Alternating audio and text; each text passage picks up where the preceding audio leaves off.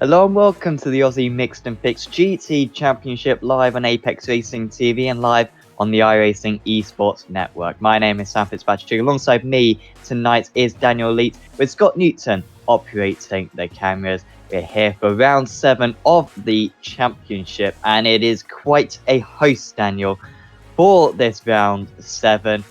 We're at the Nordschleife. The ILMS community decided to pick this circuit. Imagine LMP1's round this place. We've just got the GTEs tonight, but what a challenge it is. One of the most unique circuits in the world, one of the most demanding, and for many of these guys, one of the most fun as well. It's really a once-a-season event. Yeah, definitely. First off, good evening to all the viewers, Sam, to yourself, and Scott behind the camera. Great to be back for this one. But yeah, it's a super tricky circuit trying to work your way around the Nurburgring. The short GP layout is something that the guys should all be pretty adapt to. But coming out onto the open, fast-flowing nature of the big circuit, we've seen it already through qualifying and pre-qualifying. A lot of guys struggle to get clear, consistent laps in, and we've got a massive field out here tonight as a result of that. So it's going to be really tricky for these guys to work their way around, and hopefully, fingers crossed, we get through with as little incidents as possible. Yeah, fingers crossed. 90 minutes of racing. It's the third endurance event of the season. Out so far, we've got Barcelona coming up next week. But yeah, this is a big round of the championship. Double points, of course, available for these endurance meetings. As we get into the mid parts of the season, we'll start to get a better picture of who is going to be fighting for the AMF crown at the end of the season. We're currently in practice, as Daniel was saying. There has been a pre-qualifying where drivers have made plenty of mistakes. We've got a huge field out here today as well.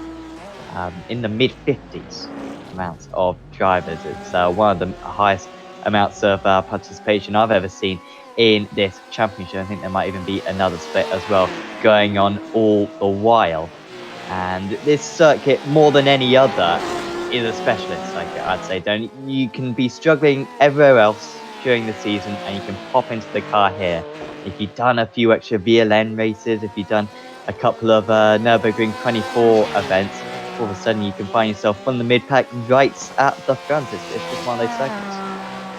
Yeah, definitely. And for the specialists that are out there, they've obviously put in a huge amount of time. They're very familiar with the car and the circuit combination before we even get here.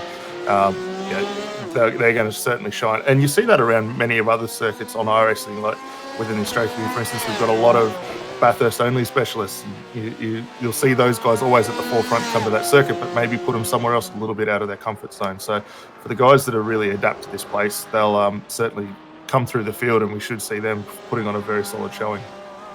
And in the championship, it's been a topsy-turvy season. Probably the most consistent man so far this season has been Craig Edwards. Currently leads the championship with 3,753 points, with Joshua Thomas second place. Thomas, arguably the fastest driver so far this season, but has made a couple of mistakes during the season. Also, Ross Rizzo, Michael Healy, and defending champion Timothy Phoeben rounding out the top 5. We'll keep you up to date with those points as today is going on to see if there's going to be any large changes in the championship order. So we have ticked over to the race session, and we are going to be able to take you through your starting grid for this round 7 of the championship. It's Hugh Barter on pole position. Lucky Brown, superb qualifying for him, up there in 2nd place.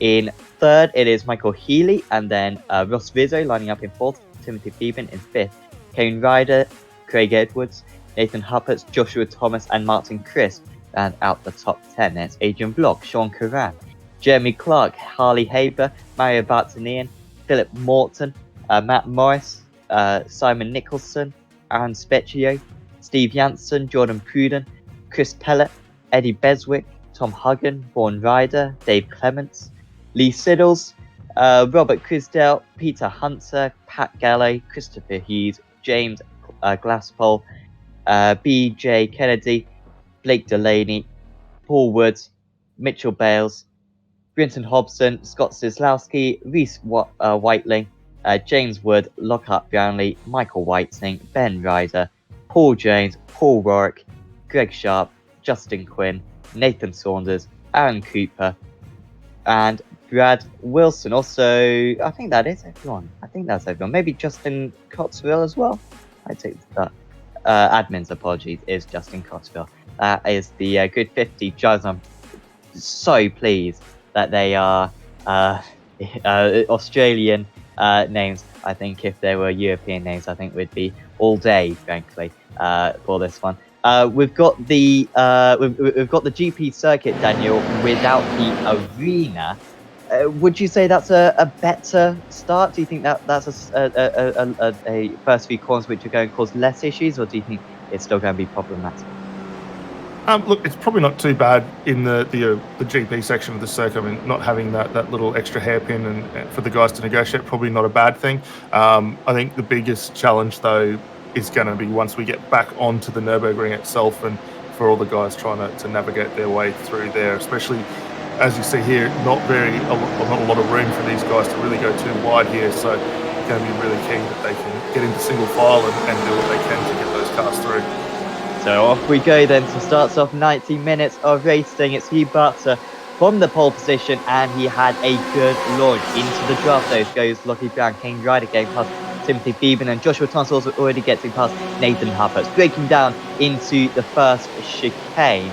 Now I'll just go through the little cut through to avoid the arena section. So far, everyone very cautious on the brakes, realising that this is going to be a long race. However, at the same time, it's going to be tricky to pass on the Nordschleife. We want to really get past on this GP section of the circuit. Barter, though, pulling away from the rest of the drivers, already got a 1 second lead over Lucky Brown. In the end, Beeben getting back past Kane Ryder. Great start for Harley Haber.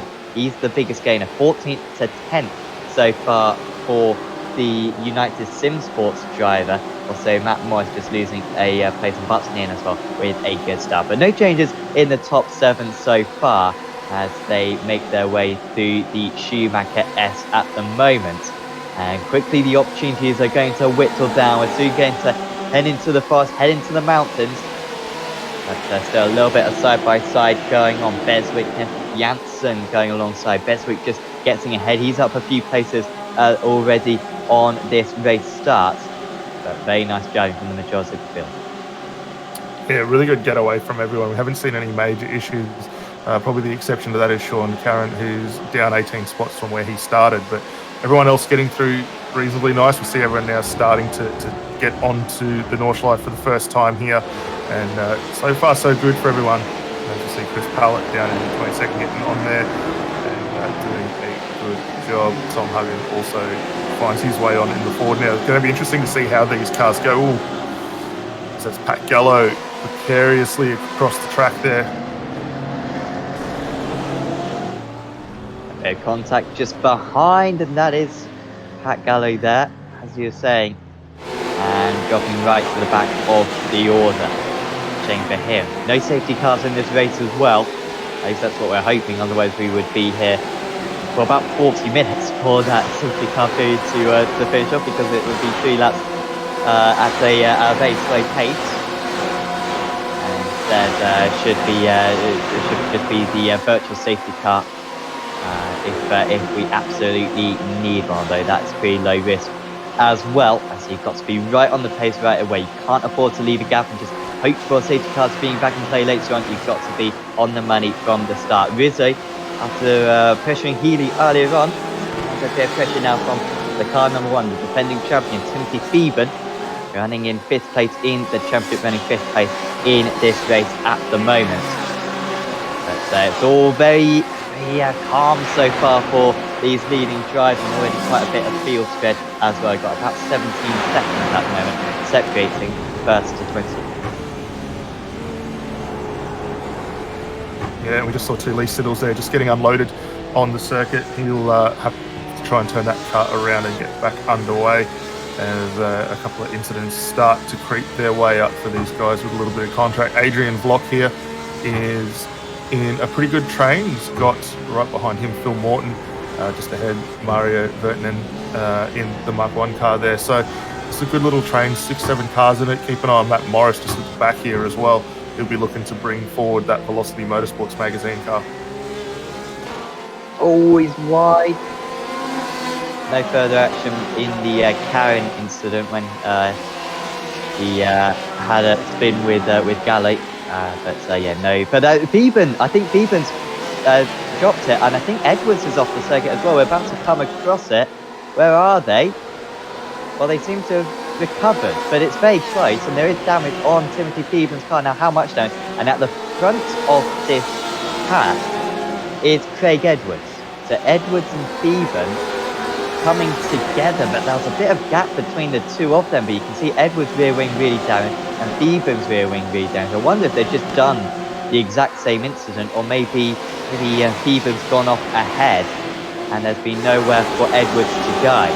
But this is big trouble for a couple of the favourites for the championship leader, Craig Edwards, involved in this one. So King Rider was ahead of this pack. He's actually dropped a place, and then there was the car number 1 of Thieben, and then Edwards taking evasive action, and he made contact with the wall. Must have just been blindsided because the BMW was covering off the viewfront. Yeah, a little bit unfortunate there for those 2 guys getting involved in it. It's going to be something we're going to see as this pack sort of racing evolves over the course of the race, with the guys just trying to edge these cars forward. So they're going to have to be a little bit cautious here. It is only lap 1. We've still got a long way to go as this race unfolds. And we're only 5 minutes into it, so the guys really just need to settle down a bit, just get their thoughts right and start focusing ahead. Even with decent pace at the moment, although has he dropped behind Thomas? Not sure.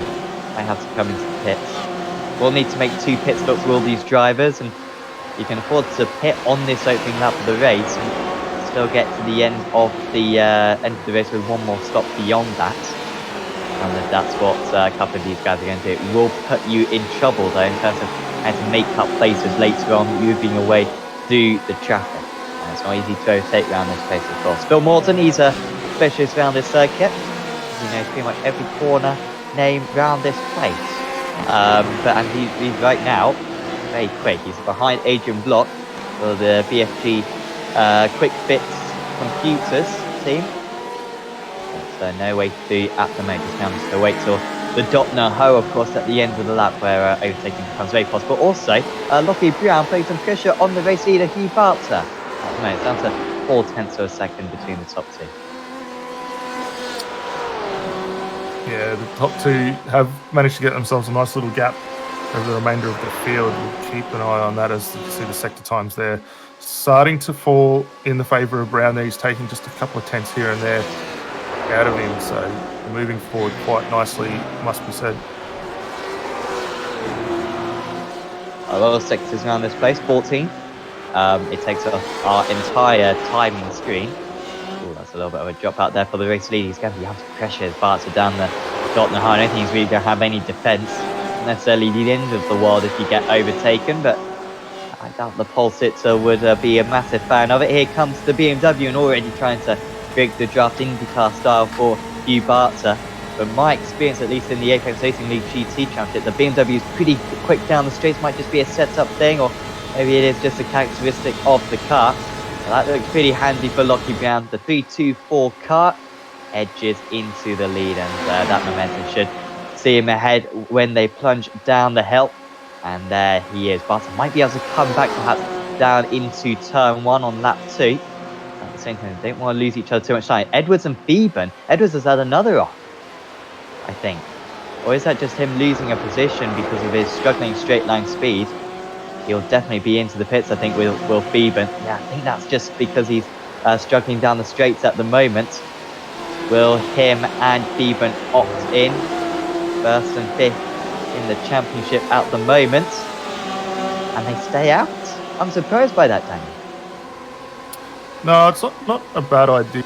Fuel's going to be the big factor that these guys are going to need to keep on consideration. Obviously, they will get the quick repairs that will help them out, but keeping the fuel in the car at this point would be a bit more beneficial than coming in and getting that stop done. Try and limit those stops stationary. Alongside Vlok, Morton's actually got ahead of these guys. Morton's locked off incident. He's second and a half ahead of these guys now. Vlok does defend from Chris Vermeer. That was actually an overtake on the Canadian. Has improved a lot as Martin still gets involved in a few too many incidents. I think a part of that's probably down to the net code, of course, him based in a different continent. Oh, slithering down the inside goes Matt Morris. He's also got a few license points during the season. Chris keeps his car alongside, but does the wiping just a little bit earlier on the brakes.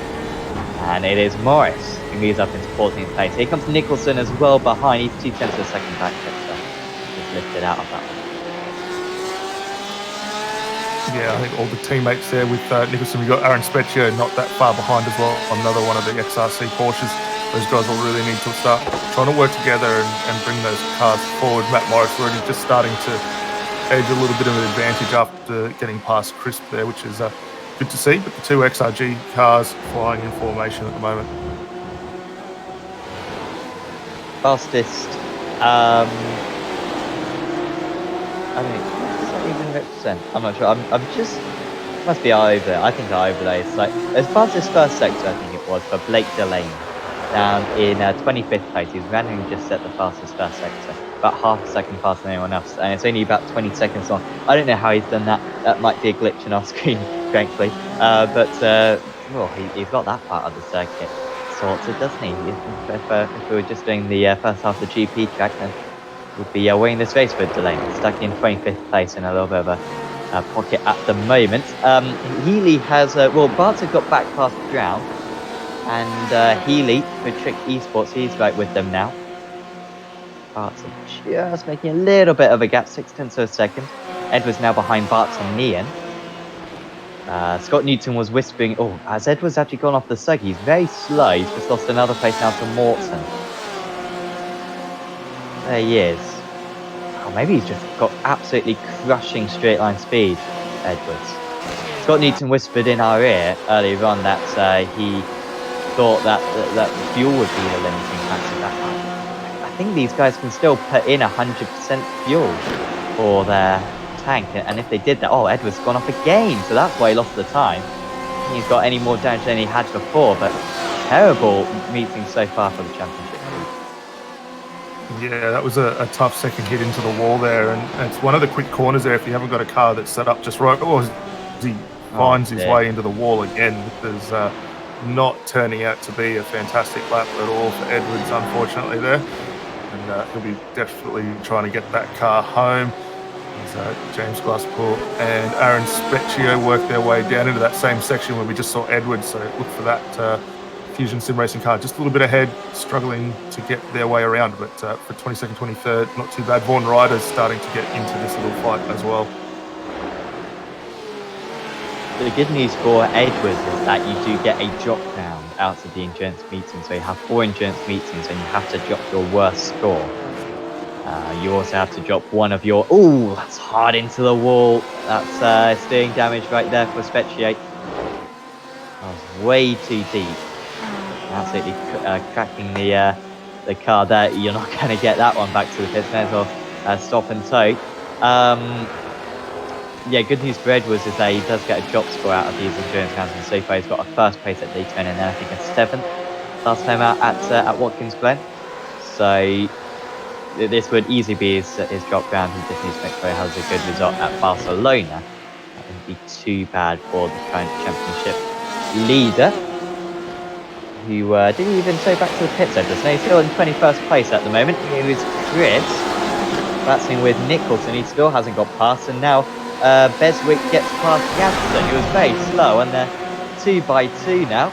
Chris can romp ahead a while, spat out through this next left-hander with the downforce of these GTE cars, but still don't want to be alongside, and off to the grass, and probably tapping the wall there was Karan, who escaped a penalty earlier on in the event.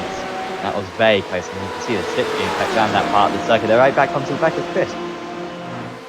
Yeah, that was actually Dave Clemens there. We saw in the Mark 1 car going off wide, so he's lucky to keep that thing off the rails and get back underway. Hasn't lost a lot of time to these guys ahead. Chris Nicholson still going at it, and actually Janssen, I think, has just gone into the wall as well, and he's dropped down just a couple of positions.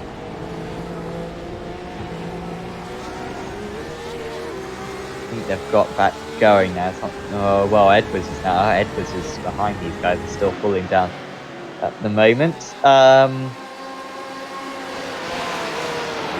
Janssen and Karan seemingly getting back underway, but they have lost about 6 seconds and did hit the wall. They seem to kind of go into the wall. One went into the wall and the other went into the wall. Out of our sympathy for his rival.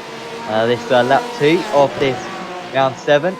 The Aussie Mixed and Picked GT Championship, Season 11 from the Nordschleife. I'm glad that you've tuned in to watch this meeting so far. I think it always appeals to casual viewers, seeing these GT cars come round the Nordschleife. And hopefully you're enjoying the show at the moment. Plenty of strategy coming up, and we've got plenty of drivers who can still win this race. Also, virtual safety cars could really mix up the order as well later on. So keep tuned for the 90 minutes. And I'm sure some big action will be delivered for you. I've done DGFX races around this place, Daniel, where they have had virtual safety cars, and that is a possibility today. And one of the weaknesses of the virtual safety cars, when you limit it on the pit limiter, of course, if you're going around this part of the circuit on the dot and a hoe, it's going to lose you a lot more time than if you're going through the tight, twisty mountainous sections. And so you can actually lose twice as much time under virtual safety car, depending on what part of the circuit you're on, which could really mix it up. If you have a different pit strategy to someone else, it will put you in trouble. Yeah, definitely. I think timing, and it's one of those things you can never say it's going to happen here and I need to be here in the event that it does happen, but just the luck of the draw with those ones really comes into play, as we see Lockie Brown just getting the BMW just ahead of Hugh Barter. He flies it up over the curbs, and that will come across the line. Should be to lead the second lap here. Michael Healy also dropping right back in, but absolutely nothing separating these two. And I wouldn't mind betting that Barter will get this move completed down into turn 1. Yeah, immediately coming back. This is what he did on the last lap.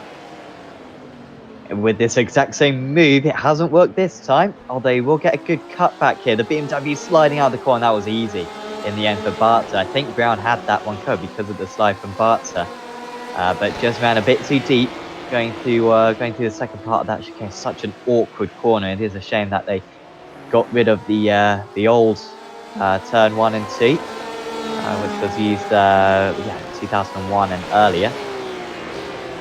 Because that was very much quite an awkward corner to negotiate, but the rest of the circuit is very fast and flowing. Is this Nurburgring combined layout, the 24 layout we are using? Nathan Huppert's under pressure from Ryder and Phoeben doing remarkably well, considering the damage. Also, we've had Craig Edwards, BJ Kennedy, and Steve Janssen all come into the pits on this last lap. We did see Edwards and Janssen both hit the wall. Not sure about Kennedy. So watch out for Edwards later on. Did drop outside the top 20, championship leader. But I'm sure we'll be fighting back into the top 10 by the end of the race as long as he has a clean run. Martin Crispy, he's continuing to drop down the order. Thanks, by the way, to the chat, Adrian Lichty. Quite unfortunately, we don't have Adrian out on circuit today, but hopefully we'll see him back out soon. But thanks for Adrian. Martin is actually located in Australia, comes from Canada. So thanks for that. Bye. Yeah, we've still got our top 3, just over 8 tenths separating further down the field. Everyone's starting to get a good little bit of a gap between them. Martin Crisp hasn't let go of this fight here. He's got Dave Clements in the Ford just ahead. For the Michael Esports team, right behind him is Robert Crisdale from JPS Simshed's team. So just finds himself in a bit of a Ford sandwich here at the moment, but both these cars looking very, very good as they work their way down through the first section of the Nordschleife.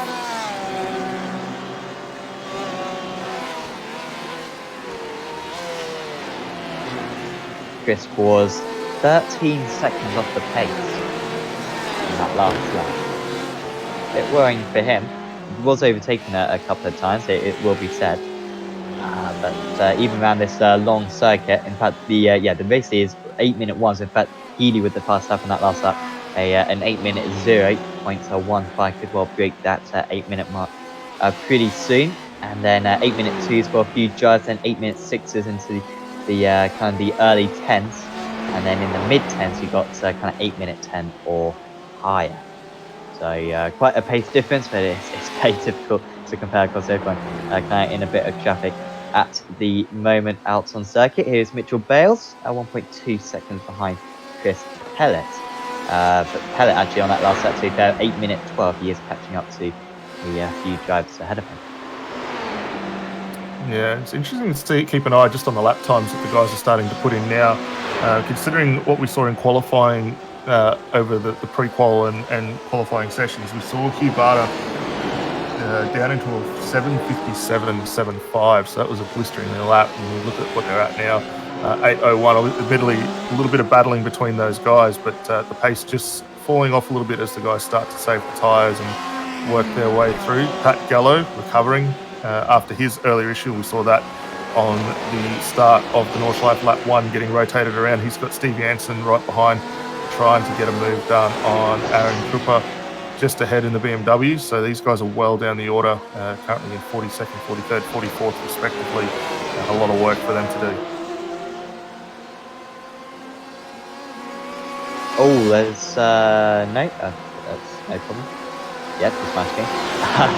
It's a big circuit this, so our time screens occasionally mess up slightly, but it is all right. Yeah, Gallo, of course, with that spin earlier on. Cooper nearly pushing Janssen off. Just about makes his way past today. The BMW, once again, good straight line speed. This is for position, although in reality it's not really anything worth fighting. And Janssen eventually does get past, and Gallo will try to nip through as well. Remember, fixed setup in this series. Everyone's running the same setup, at least when you're in the same car. But they're all monitored, are the setups by the admins to make sure that across the season all the cars are very evenly matched. So this is one of the kind of fairest and most evenly matched series you'll see on the iRacing Esports network. And certainly, if you're based in Australia, do sign up for Championship. I'm not sure how to do that. Do you know how to sign up for a championship, Daniel? You probably know best than me. Well, for anyone interested in running, you jump onto the AMF Discord and you can sign up and register from there to come and compete in the championship. It's very, very good. Obviously, 4 classes they do run throughout this championship, as denoted by the colour stack on the timing and scoring tower there. So it's really open for everyone to come through. We've seen a lot of young drivers that maybe very new to the platform come in, work their way up, and you see them up towards the sharp end of the field with a bit of practice as well. So for all the guys here, I know the race stewards would love to have more drivers in, and more drivers in the better. It breeds a lot more competition for all these guys as well. You usually have a couple of splits in this championship.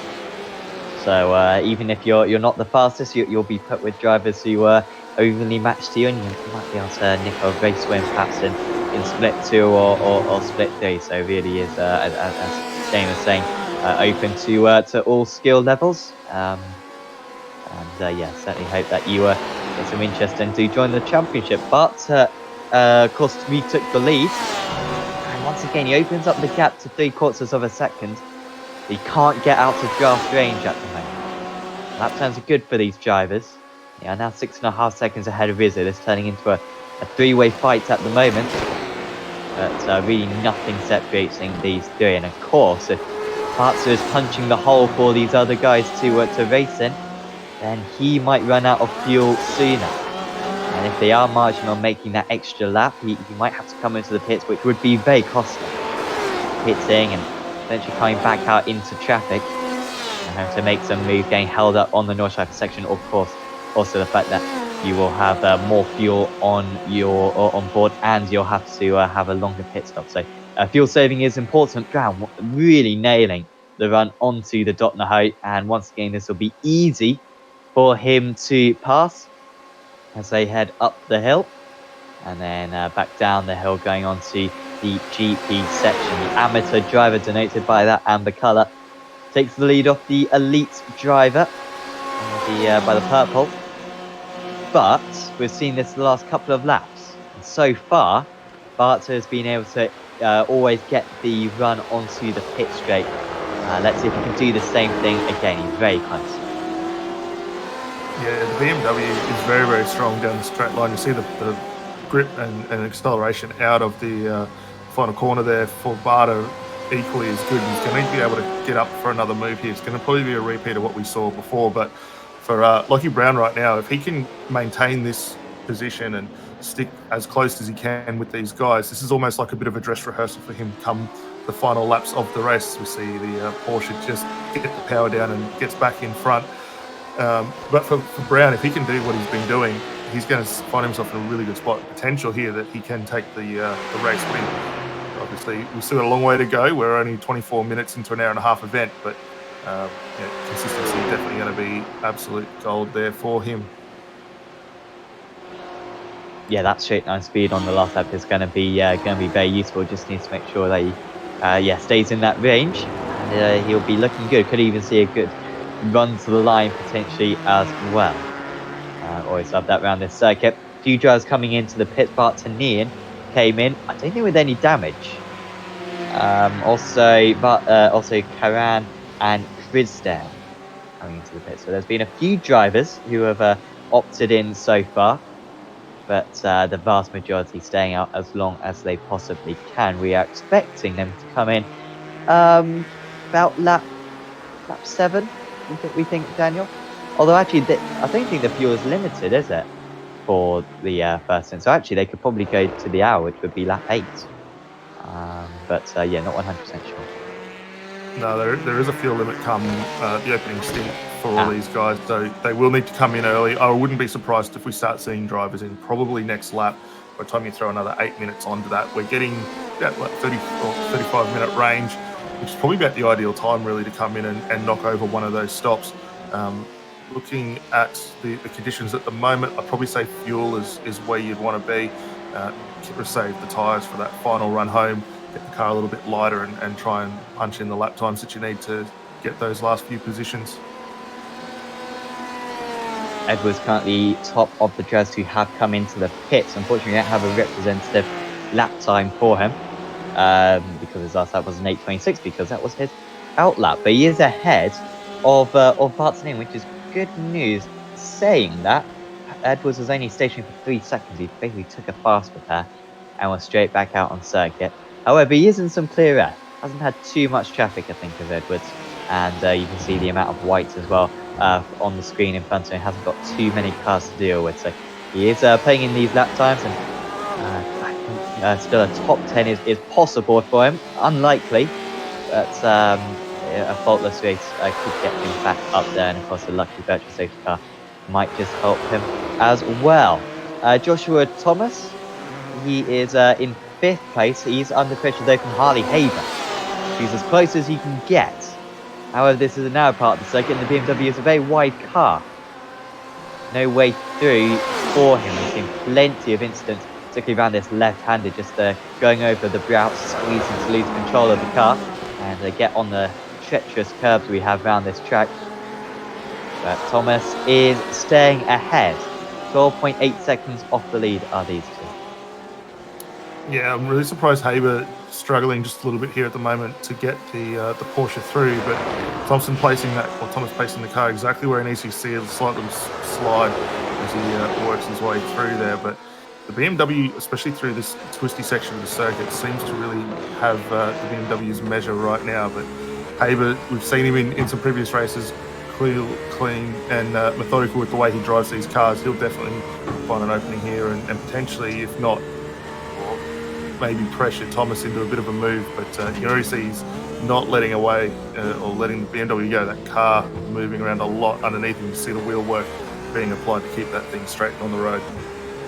I would not want to drive that car. Yeah, and so the way that Haber is currently driving it, you really want to have as little sliding as possible as Thomas runs wide onto the curb.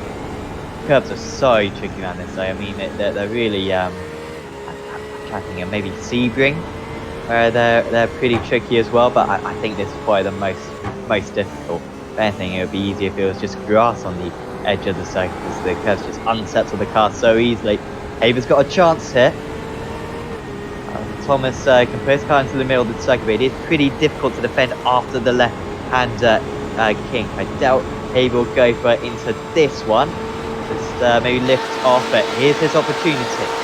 He draws alongside, and that should be job done for Harley Haber. Track just wide enough, and through goes the United Sim Sports driver. Runs a little bit wide onto the grass, but he is up into 5th place. 13.5 seconds off the lead. The win is looking unlikely for him. The podium is looking unlikely, but Ross Rizzo is certainly in touch 5 seconds up the him.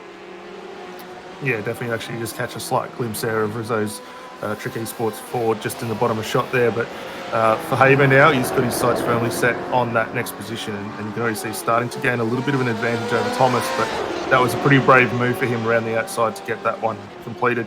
I guess just touching back too quickly with the comments around the curbs. The curbs, while they are in their own right extremely tricky, the way the road flows here really does draw you in and make that slight little error there. Waiting just a few feet off the road is that curbing, the Armco barriers there, and it's certainly a lot more difficult for these guys trying to get the most out of it and navigate their way through there. I think it's sometimes a traffic penalty for Haber for causing collision. Well, that's raining on his parade. Traffic penalty for Haber, which you'll have to take pretty soon because his pit stop is coming up. Great shame for him. Not quite sure what that one was about. Can't quite recall an incident for Haber on the first lap. He did make up a lot of places in the first couple of corners. He did make up 4 places in the first 3 or 4 corners. So I wonder if it was something to do with that for Haber.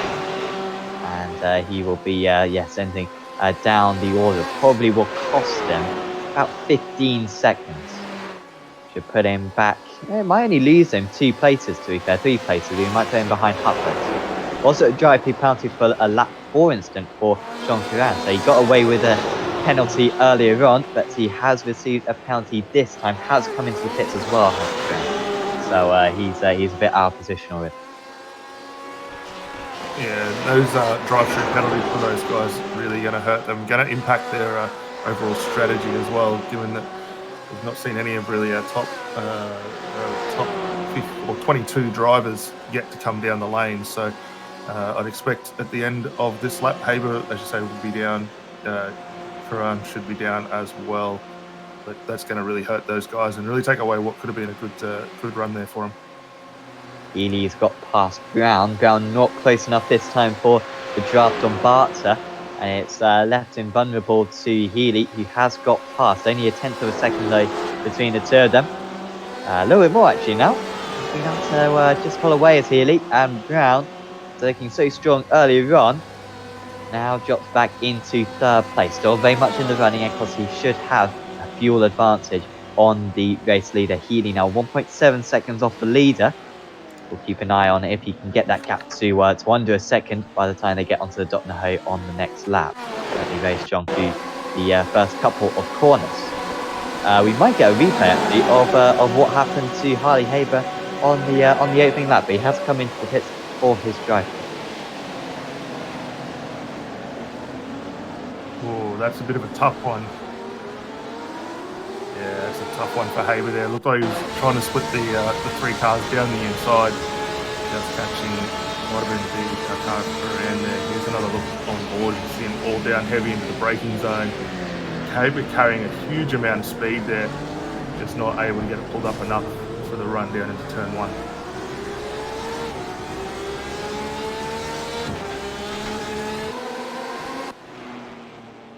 Checking for Haber. He's been a fantastic addition to the championship, very accomplished driver in supercars. Hasn't quite been a fantastic season for him in the AOSC championship, however. I'm not sure if he's done the last couple of rounds in the AOSC championship. But no, certainly setting his sights on this series. Has been very quick, but yet to win a race. They've won Le Mans actually. I'll check the standings for that one, but yeah, not quite his day so far. And yeah, he did come into the pits and did come out behind Huppert and Morris as well, so it did lose him about 20 seconds for the car number 921. Can still recover some good points, however, from today's event. Scott Cisłowski always goes under the radar, does Cisłowski, but he's up 21 places. Benson Hobson as well up 21 places, just in front of him. That is slightly skewed by the pit stops, but I think probably 15 of them are legitimate overtakes so far. They've got Philip Morton just in front of them. Morton, impressively, already pitting, as Cisłowski rather embarrasses himself on stream by spinning. Yeah, he won't like that and won't have hurt him too much, but he has lost quite a bit of a time advantage to the guys in front. Hobson doing a really good job. We don't see him enough in this championship here. He has been in the AOSC quite frequently, and we know he's exceptionally good in the long endurance style events, so he's putting on a very good show. And for those who enjoy the onboard action from Hollow, check out Hollow 88 on YouTube. He does normally stream these races as well, so from the driver's point of view, very good way to go around. Phil Morton, I know we spoke to him a little bit earlier, the man who knows pretty well every corner around this Nurburgring circuit, doing a very solid job, only up to one position, but the BMW looking very, Porsche looking very, very good in his hands at the moment. When did you learn the corners around this circuit, Phil? Around this circuit thing? I mean, I remember GT5 days, and I learned it pretty quick. I think I learned it pretty quick. Was there? How long did it take you to learn this place? Because it's something when you tell people, they kind of think, geez, that's insane that you know off heart a 14-mile circuit, and yet you do enough lap times here. It's pretty simple. Well, to answer your question, I think probably the first time I played it would have been Gran Turismo. I remember going through this section as one of the licenses. I can't remember which one it was, maybe 4 or 5. As for knowing the names of the circuit, I have no clue. I can tell you Dotnaho, that's about the only one I know, probably the most famous one to know. But I'm looking at a tablet here with every circuit corner for this, or every corner for this circuit, and I can't pronounce any of them. So I couldn't even tell you where they are on circuit at the moment. That being said, actually, for anyone who's watching the stream and would like to see where the cars are out on circuit, link in the description there will take you to the live timing app presented by SDK Gaming. From there you can pull up the live timing and scoring. You can also get a look at the track map and see where everyone is actually situated on this circuit at the moment as they work their way around. But yeah, I can't pronounce any of these names, and for anyone who can get them properly, hats off to you. Definitely a tip of the hat, because it's a good effort there.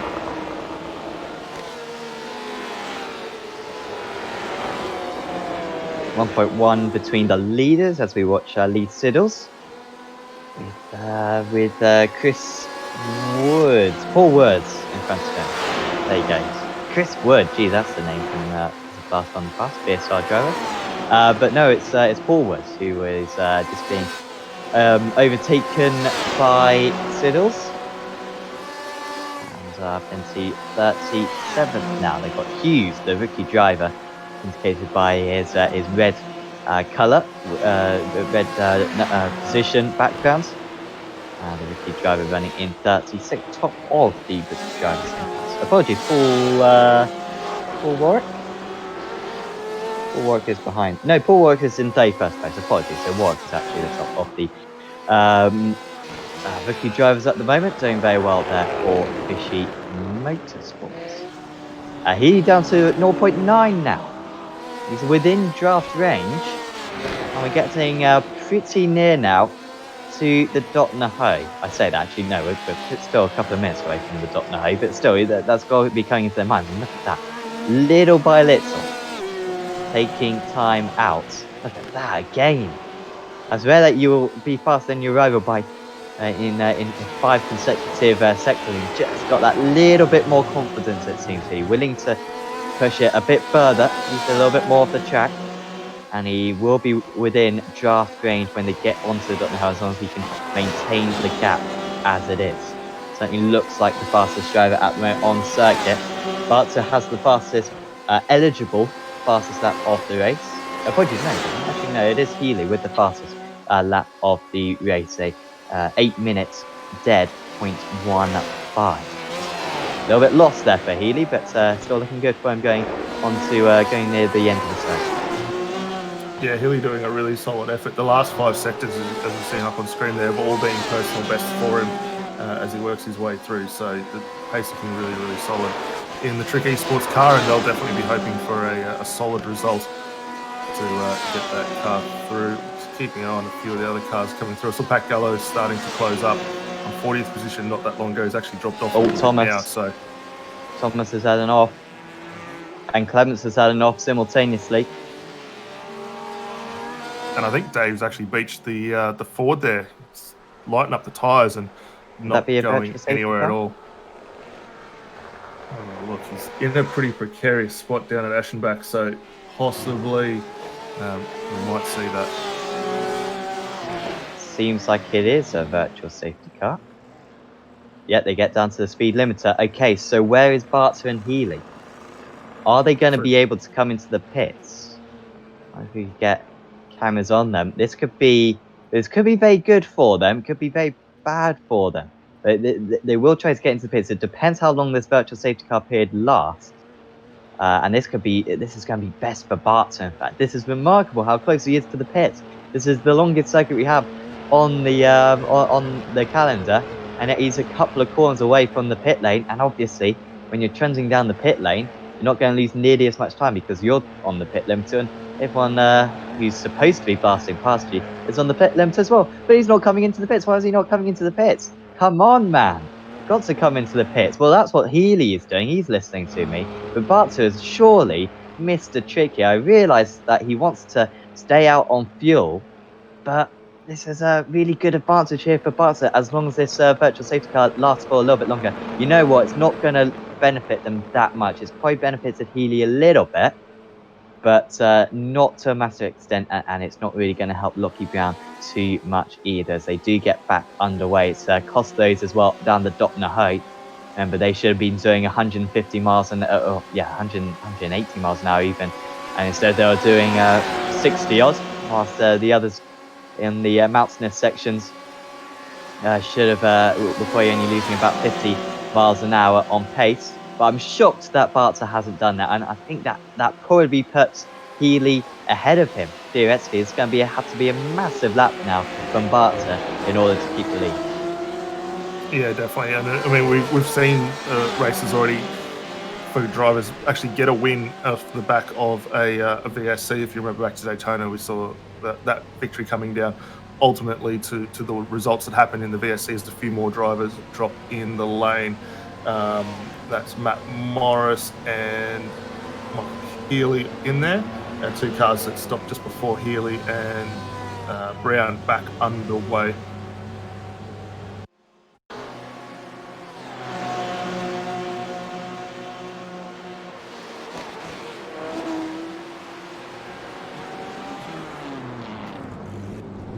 might just be getting a replay at the moment of how Dave Clements got beached on that curb. Here he is, fantastic profile picture as well for Dave. One of the best that we have on Apex Racing 2. Oh, just the slightest touch with the grass, and then pick that one up. That doesn't happen usually. A bit of a unfortunate end there, just to clip a little bit of the grass. Although it looked like when he stopped the car, it was actually rotated in the right direction there. So I don't know whether he's tried to half spin it back around, which is ultimately what's led to that situation. But yeah, just trying to get it up there. It's beached itself on the curb there, and unfortunate for Dave, not going to be able to take further part in that one. Yeah, once you say back to the pits, you're not allowed back on circuit, I believe. That'll be the end of his day. Dave, who looked good around this circuit, he looked quick. Qualified well, up in the top 25. He's not going to get any significant points from it. So Barter leads, Rizzo second, Joshua Thomas in third place. Mario Vartzanin, who's already pitted in this race, he's battling right now with Craig Edwards. Both these guys pitting. In fact, they are 6th and 7th out of drivers who have pitted. In fact, pretty much half the order now have gone to the pits, maybe even 2/3 of the drivers that are coming to the pits. And Vartzanin momentarily at least pulling away from Edwards. They've got Sisvalski ahead of them, who hasn't come into the pits so far in this race. And you've got Morton, Haber and Deevan, who all have. Currently leader of the drivers who has come into the pit is Michael Healy, who took a pretty long pit stop, actually, did Healy. He's 10 seconds at the moment ahead of Lockie Brown. Apologies, he took a pit stop 10 seconds longer than Lockie Brown, but the gap between the two of them is actually very marginal. You might want to have a look at that one with Healy. There they are. Brown might try to pass him, but these two have swapped positions a number of occasions earlier on. In fact, actually, no, just the one. So it was just Healy catching up to Brown and passing him on lap 3 of the race. But maybe with that slightly lower fuel, the BMW coming back alive. And he's almost in range for an auto, but they've got to make sure they don't lose each other too much time, because their real fight is against the race leader, Hugh Barton. Yeah, definitely. I think it's going to just take a fraction more time for Healy just to get those tyre temps up, although he's already starting to kick a bit now against Brownlee. So should be able to start pushing on. He's got Adrian Vlock just ahead. You can see the Fordzilla Ford up there. Actually, apologies, the BGF Quick Fix Computers car, recent name change for that team. And that must be said, Vlock doing a very solid job, up 6 spots from where he started, currently 5th, yet to come down the lane for his stop, however. So that will drop him a little bit further back afterwards. But very good showing for Vlock already in this Ford.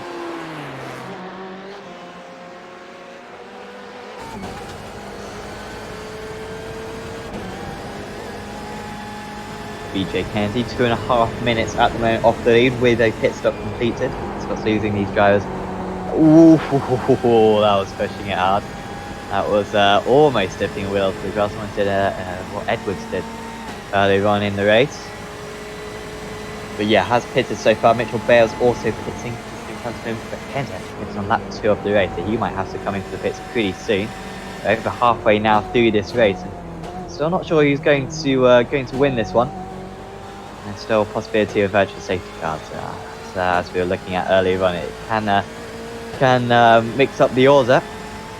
Might be Bart's saving grace. At the moment, we do think he is going to drop into a 2nd or 3rd position when he comes into the pits, and he's nowhere near close enough to Bales at the moment. It's been a pretty good attrition rate so far, Daniel. Often we see races around here. I remember the Sim Racers World GT Championship around this circuit, and we saw only about 60% of the drivers who started get to the end of the race. But today it's been much better driving from the drivers. Yeah, once everyone sort of settled down and we got past the little incidents we saw on the opening lap, it's become a really solid race for everyone. We can see the move for Healy on the back of Lockie, trying to flash the lights and get him noticed. Virtual safety car again. It's Ross Rizzo. Is it Ross Rizzo? He was off the circuit for a bit, was Rizzo? No, he's alright. Kane Ryder?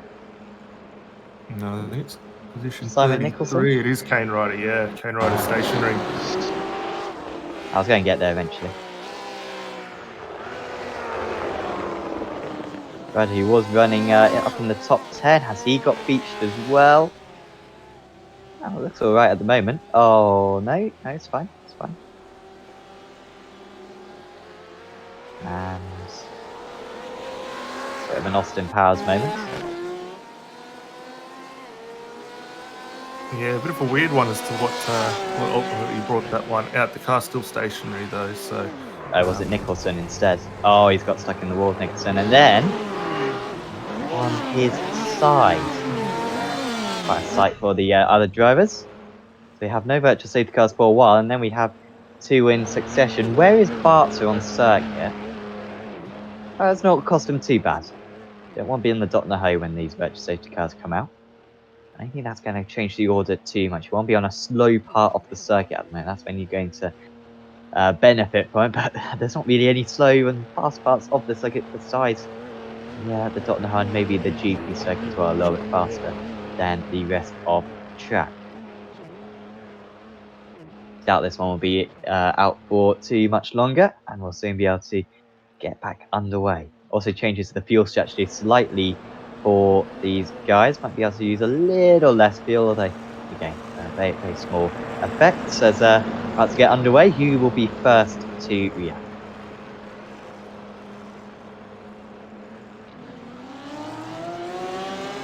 Safety car is now withdrawn. Everyone back up in speed again. Good jump from Robert Crisdale there to get the JPS Simsheds forward up and running. He's going to have to be careful though. Jordan Prudence for Right Sim Racing looking to have a crack at them. They're not that far behind Vaughan Ryder there either, so that's a pretty good shot for them. And Matt Morris just lurking in the background with these guys as well, down in the 17th spot, has completed a stop, similar to the guys ahead of him. So not looking too bad for either of these guys, but for Vaughan, a little bit struggling to get the BMW up to speed.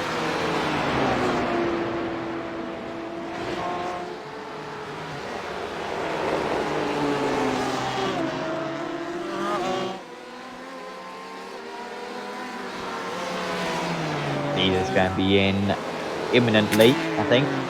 That's actually down to 13.6 seconds between the top two. Oh, Adrian Vlok. Has Vlok had an issue? Oh no!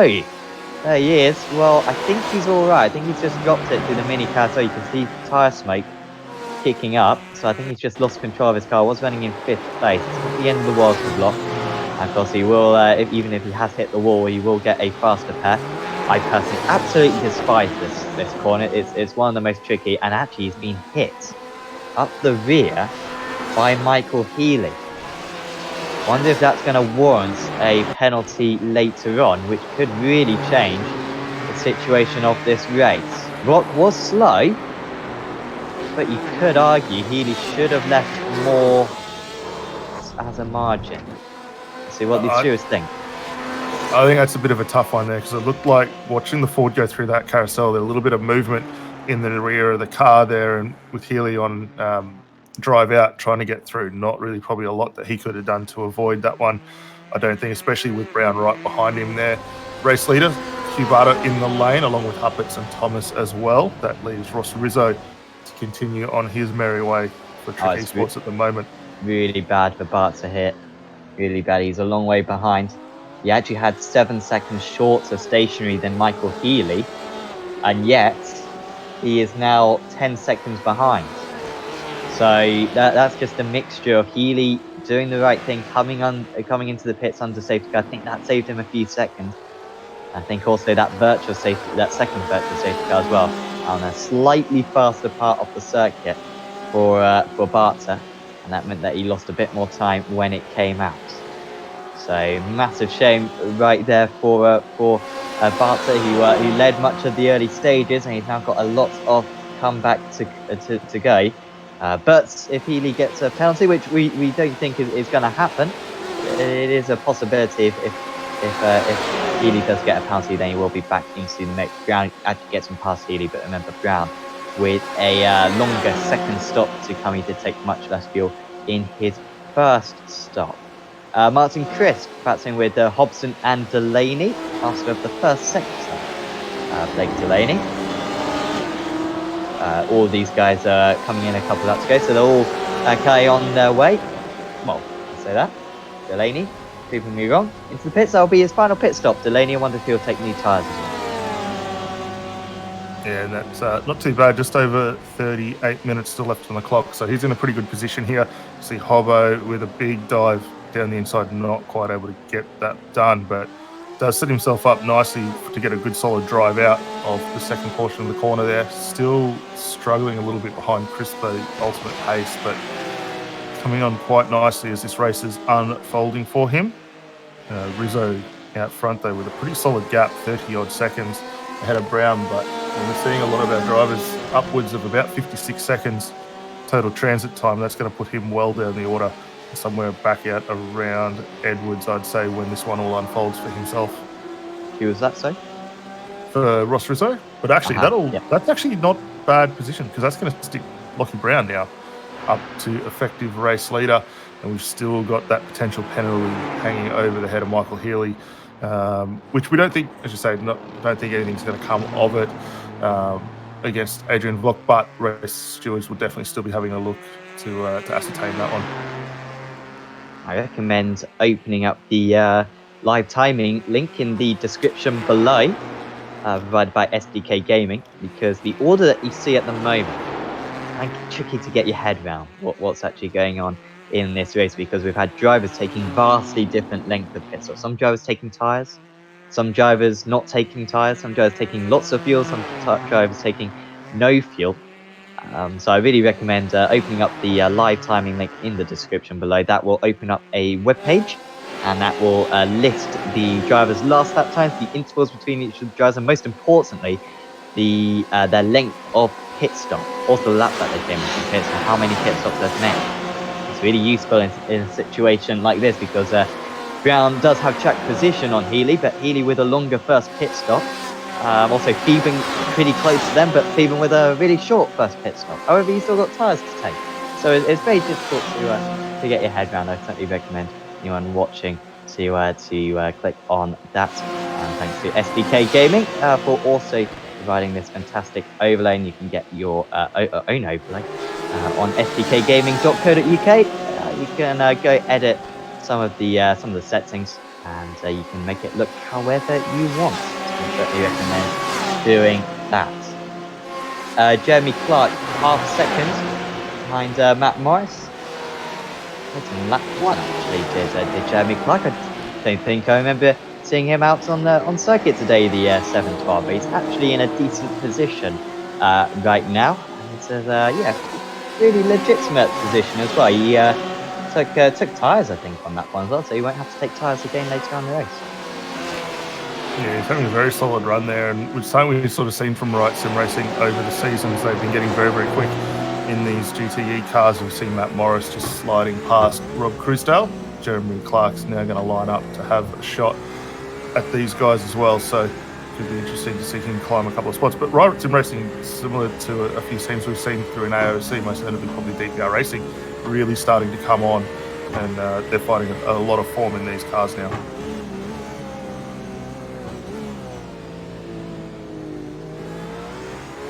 Quite a bit of dust picked up by the drivers ahead. A little bit unusual to see. We have seen a few offs around that part of the circuit, maybe a bit of dirt being kicked onto the circuit, but a little bit for the drivers to deal with. But you can see that windscreen pretty clear. I assume when you're spectating the windscreen, the marbles on the windscreen are resembled. I'm not quite sure. Let us know on the chat if you know the answer to that, because sometimes it can get pretty tricky to see what's going on ahead of you if you follow a car for a while. And that windscreen looked pretty good for Jeremy Clark. Of course, it is reset every time you come into the pits. Vlock and Barter are very close to one another. Vlock still yet to pit. Did have a spin. Barter just trying to recover a podium out of this one. You'll be in a tight tussle, I imagine, with Beeben and Rizzo for that final spot on the podium. And he can't get past the 340, who I don't think has any quabble with the driver behind, but just running his own lines, and at the moment the Porsche nowhere gets him past.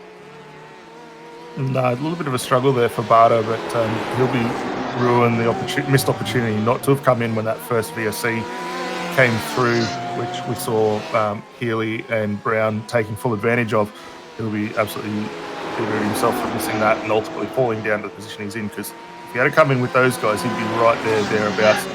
And also looks like now Healy is closed up for the fight to second position as well. That gap into 210 as they work their way through the conclusion, or actually just about to get onto the Dottinger Ho. It's annoying as well for Bart, because he would have benefited more than anyone else from it. He was at the head of that train, and so he would have been furthest down the pit lane when the virtual safety car stopped. And so he for him it was the most obvious to him, you know.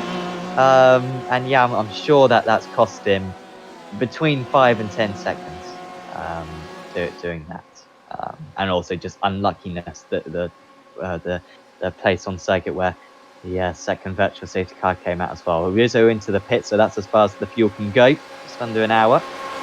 Expected a few others to come into the pits as well. I think Beeben will be in this stuff. I think Brown actually might be in on this lap because he only took tyres, didn't he took any fuel earlier on. I'd say with a couple of good laps at the end there. Minute 2s, minute 3s. Still a couple of seconds off the ultimate lap times, but when he was in clear air, that's still pretty good. Here comes Brown then. So yeah, I was right. He did only take tyres during his first stop. And also Beeben as well. I was surprised by Beeben. He took 10 seconds worth of fuel, did Timothy Beeben. I thought he'd be able to go a little bit further, and actually lots of others as well, all coming into the pit. Barter, who only pitted 1 lap ago as well, did Barter, but he's now going to take some fuel. So you were talking about this earlier on in the season, Daniel, where drivers come in for their first stop, maybe take tyres during their first stop, and then the very next lap they come in for some fuel. Seems that that's the strategy around this Nordschleife circuit, much longer lap, and that's what a lot of these front runners have gone for. Yeah, definitely. I mean, when we were speaking of that, we were at Silverstone or discussing it for Silverstone race, where we'd seen it a few seasons ago with drivers electing to trial that strategy. And with the short lap that you have at Silverstone, only a couple of minutes, you really don't get full advantage of it. Coming to a circuit like the Nurburgring, where you're looking at an 8+ minute lap, for the slower guys, you're definitely in a good stead. You're looking at what would traditionally be 3-4 laps, maybe on a normal circuit. You're going to get more of a benefit coming in the following or the preceding lap to get those stops checked away. So for the guys coming in, not a bad idea. This, though, with Healy managing to stay out there while everyone else from 2nd, 3rd, 4th down came in and elected for their second stop, this could potentially bring the likes of Brown and Barter back up into this fight. No investigation at the moment for Healy. It seems like the stewards didn't even decide to look at that incident. So no worries for Michael Healy then. He has got a massive advantage right now on those really fresh tyres. Oh, another virtual safety car. Where is Healy on circuit this time? Is he moving on to the Nordschleife? This could be really good for Healy. That's I don't know if that. I don't know. I'm not sure what parts of the circuit are quick, what parts are slow. When you're on the Nordschleife, it feels like a roller coaster. It feels like you're absolutely flying along. And then on the GP circuit, it kind of feels a bit more tedious because everything's not coming at you quite as quick. I'm not sure who is the driver who has come to a halt. Although I think Scott Newton may have found it. No, we thought that might be Vartanen, but turns out it's not. I'm just trying to see who's got 0 speed. But only drivers in the pits who've got 0 speed at the moment.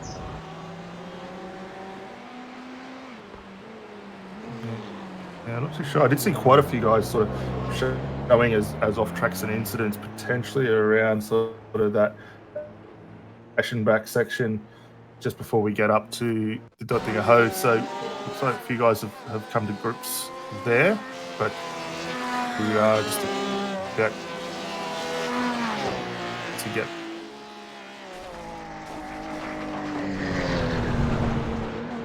commence. Yeah, maybe Whitling was Whittling.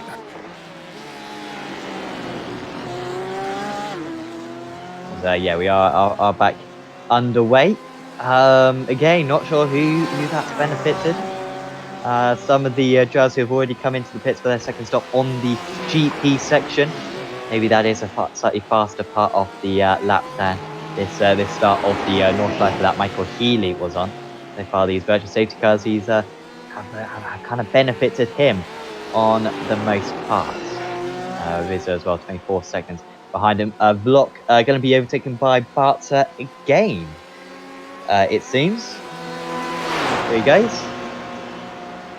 But I wonder, were there a few drivers who came into the pits whilst the virtual safety car was out?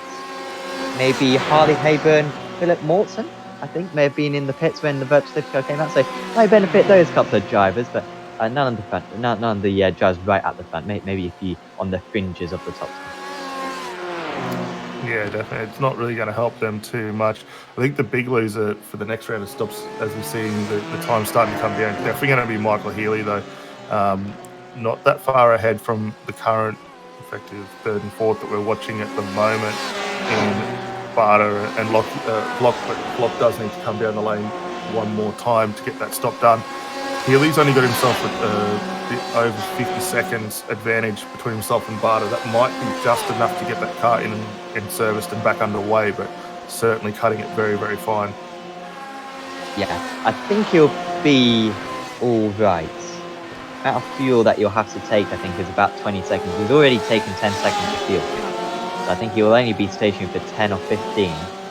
Pit lane loss is about 30 seconds. No, is it 30 seconds? 25, I think. No, I think it was about 20 seconds, wasn't it? 20, maybe 25 seconds. So we'll probably lose 35, 40 seconds. So yeah, it could be close. Could be close between Healy and Bartzer. Thought Healy would be further ahead than that, to be honest. So yeah, maybe a chance for Bartzer to still challenge. However, Healy on low fuel at the moment and on just as fresh tyres should have the pace advantage at the moment on his driver, and of course also has a clear track up ahead of him. This is one of the only battles out on circuit at the moment. It's Eddie Beswick. That's in with Brinton Hobson. Beswick has made his 2 stops though. Made his second stop, yeah, on that last lap. Meanwhile, Hobson only with the 1 stop so far, sitting on lap 5 of the race. There you can see the change of positions, and Beswick one of the highest gainers out there, up 7 places. Yeah, really solid run out there at the moment for Beswick's looking in pretty fine form at the moment. Hobson up 22 ahead, but as you say, still got that 1 stop left to go. But these two, the car's looking very, very clean. You see Beswick just a little bit of understeer slide as they work their way up the hill into the left-hander. Tricky trying to get the car through that corner there, trying not to take the curb and maintain the power down. So loses just a fraction of time, but as the cars get up to their top speed through this little quick section, you already see the gap starting to come back into his favour.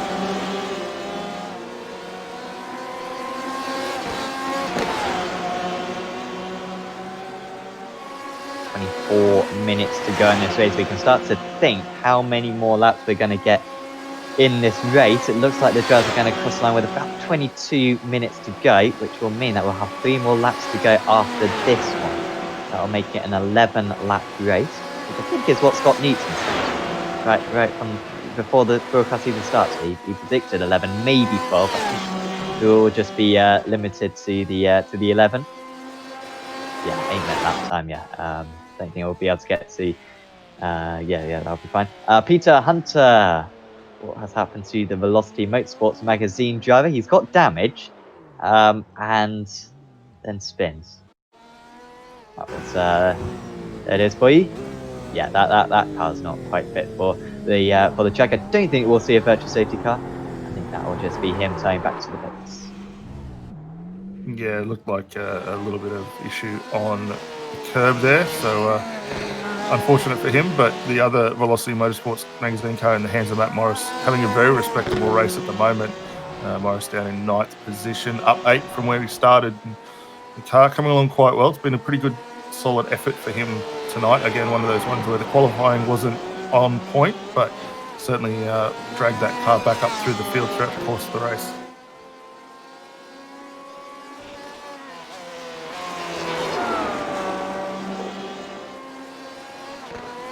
Once again, thanks for tuning in to this round 7 of the Aussie Mixed and Fixed GT Championship. Certainly appreciate you watching this stream. I think as always, yeah, like I said earlier on, always fantastic to see GT cars racing around the Nordschleife. Something quite unusual. And so hopefully you've enjoyed this show so far. Remember, we are broadcasting these Aussie Mixed and Fixed GT races every single week. So we've still got another 6 rounds to go even after this one. We're only midway through the season at the moment. So continue tuning in every Sunday. We've got one more endurance round. So these are the 90-minute, the endurance rounds. Got one more at Barcelona, and then we'll have 5 45-minute races to finish off the season as Delaney hits the wall. One of you might have a bit of steering damage from that one. Yeah, certainly do tune in for those ones. And of course, if you've liked this video, please do leave a like on it, and also subscribe as well to the iRacing Esports Network. There's loads of stuff going on at the moment, featuring loads of different categories of racing. And also, if you wouldn't mind, please do check out Apex Racing TV as well, where we broadcast many other events as well. Certainly do recommend checking out that one. Delaney still seems to have decent pace. Him and Ryder both a little bit squirrely at the moment. Huppert's comes in, will be his second pit stop of the race, and he will drop down to the outskirts of the top 10. I think these drivers might struggle a little bit. Some drivers came into the pits on the last lap under virtual safety car. Seemed to benefit them quite a bit. The likes of Haber and Mortson, the most noticeable of them. But these other guys just about missed that window, and they might lose a bit extra time. Mortson moves up into 9th place now with Block and Morris and Co still in the pit. The lane looking pretty close to a move at the moment on Born Rider. Although saying that, Delaney has made 2 pit stops. This battle doesn't mean a whole lot. Yeah, Joe, who's battling with just with the 1 pit stop. Yeah, very solid drive there from Delaney at the moment. Just keeping an eye too on some of the points from race control at the moment as well. Quite a few drivers have been picked up for speeding. We've already seen quite a few of those over the course of the last few races, where we have seen virtual safety cars as well. So a few of the drivers with a few little minor indiscretions there that race control will definitely need to have a look and adjudicate later on. So we'll keep an eye on that, because that's going to definitely impact some of the time and scoring at the conclusion of this race.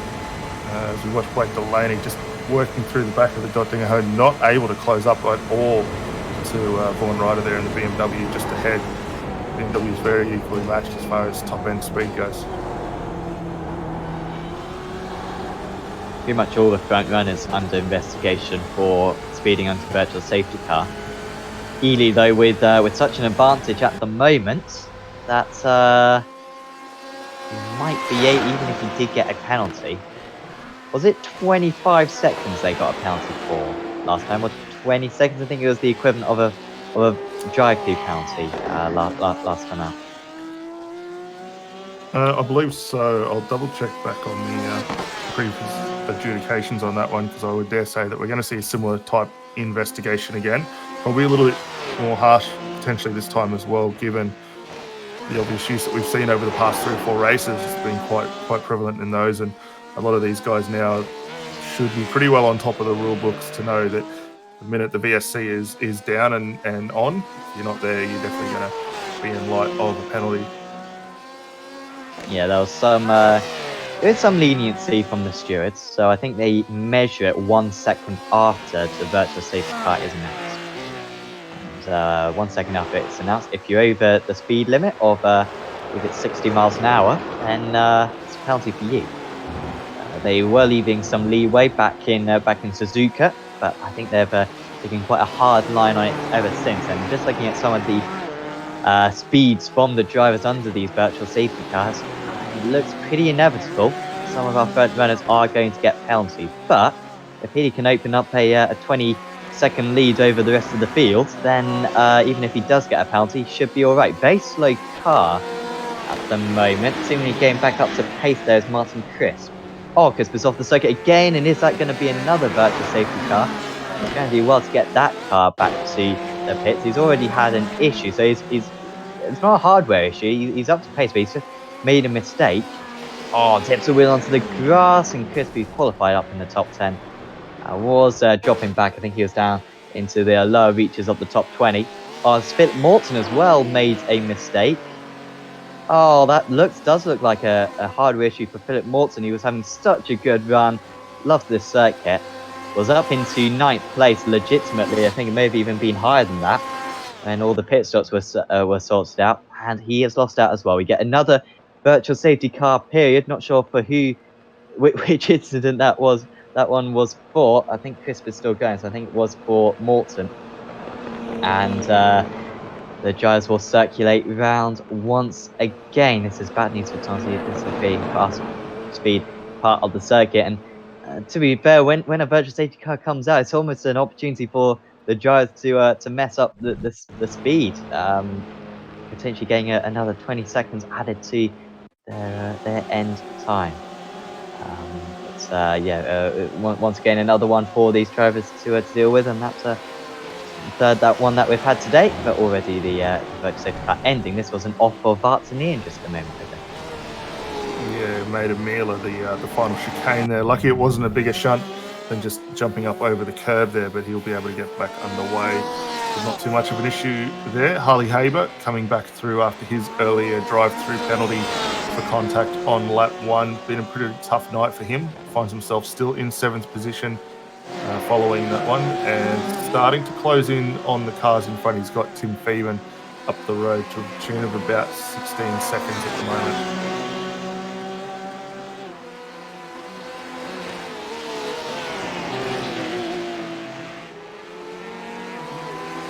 Didn't see anyone come into the pits during that time. No one was around the pit area, so no one really benefited from the virtual safety car, it seems. Still 24 seconds between the leading two. Just a few drivers still yet to come to the pits. I'm going to put that out on the FDK live timing link in the description below, but very close to the final pit, so we're expecting 11 laps around this track. Oh, that's a big crash for Kozlowski. Well, we saw it very close. We saw Edwards going into the wall at that corner earlier on.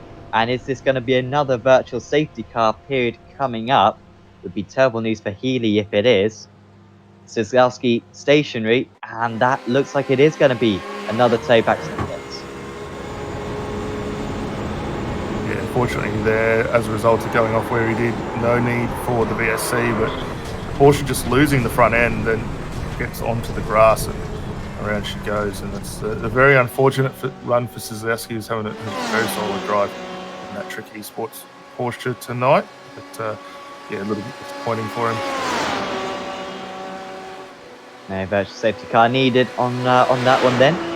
If it had come out, it would have been terrible for Healy because he was down the Doppner hose. So that would have cost him a lot of time. But all these virtual safety cars are very much favourable so far for the race leader. And he should be ducking into the pits any moment now, or he might pit with just 1 lap to go. You can see 14 minutes of this race remaining, 8-minute laps, so 2 more to go. Pretty simple mathematics there.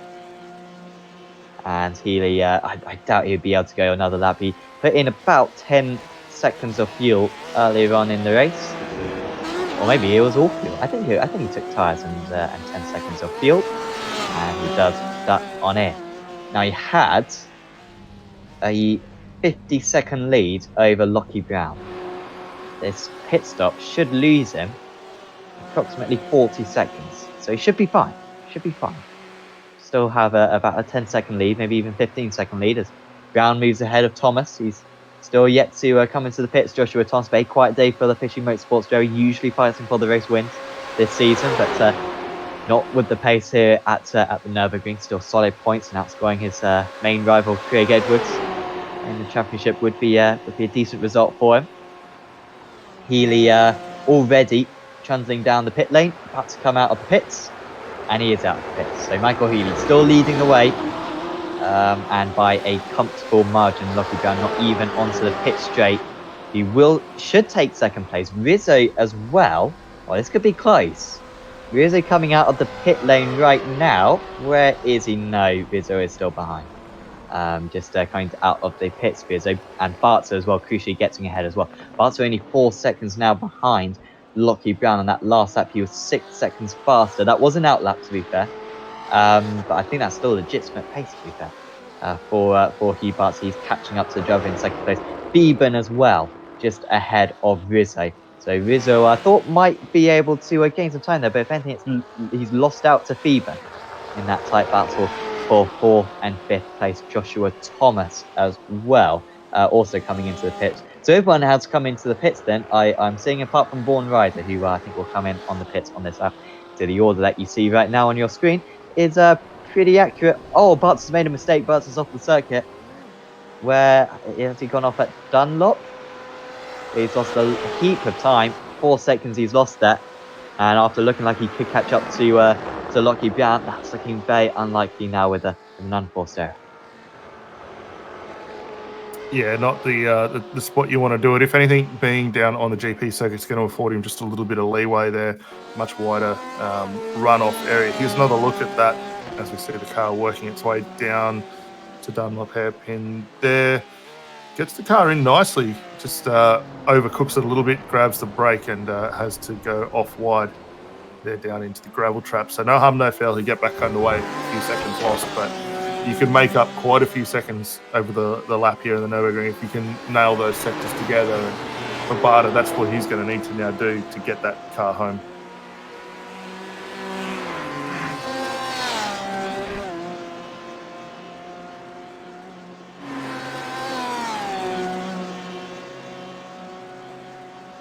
Steve Jansen had a pretty quiet run down in the 30th position, 10 spots down from where he started the race. So not exactly what he would have wanted to see, but putting in some solid lap times nonetheless. Quickest lap so far tonight was a 8:04, so the pace for him had been quite respectable at the moment. He's got Dave Clements ahead, and it shouldn't be too hard for those cars to get through as Vaughan Ryder now drops in the lane from 25th. That'll be his final stop for the night as well. Apologies for some of these rather strange camera angles. Not the high quality we are used to on Apex Racing TV, and for that matter on the iRacing Esports Network. But it's a long circuit to do some cameras for, and so we haven't edited them yet. But hopefully we will do that soon. These cameras aren't too bad. They're not too bad. I think they replicate some of the real life cameras that they have around this circuit. So yeah, it's no, it could be worse. Hobson losing out to Karan, who did serve a drive-through penalty earlier on in the race, of course. In 16th place now as the DPR driver.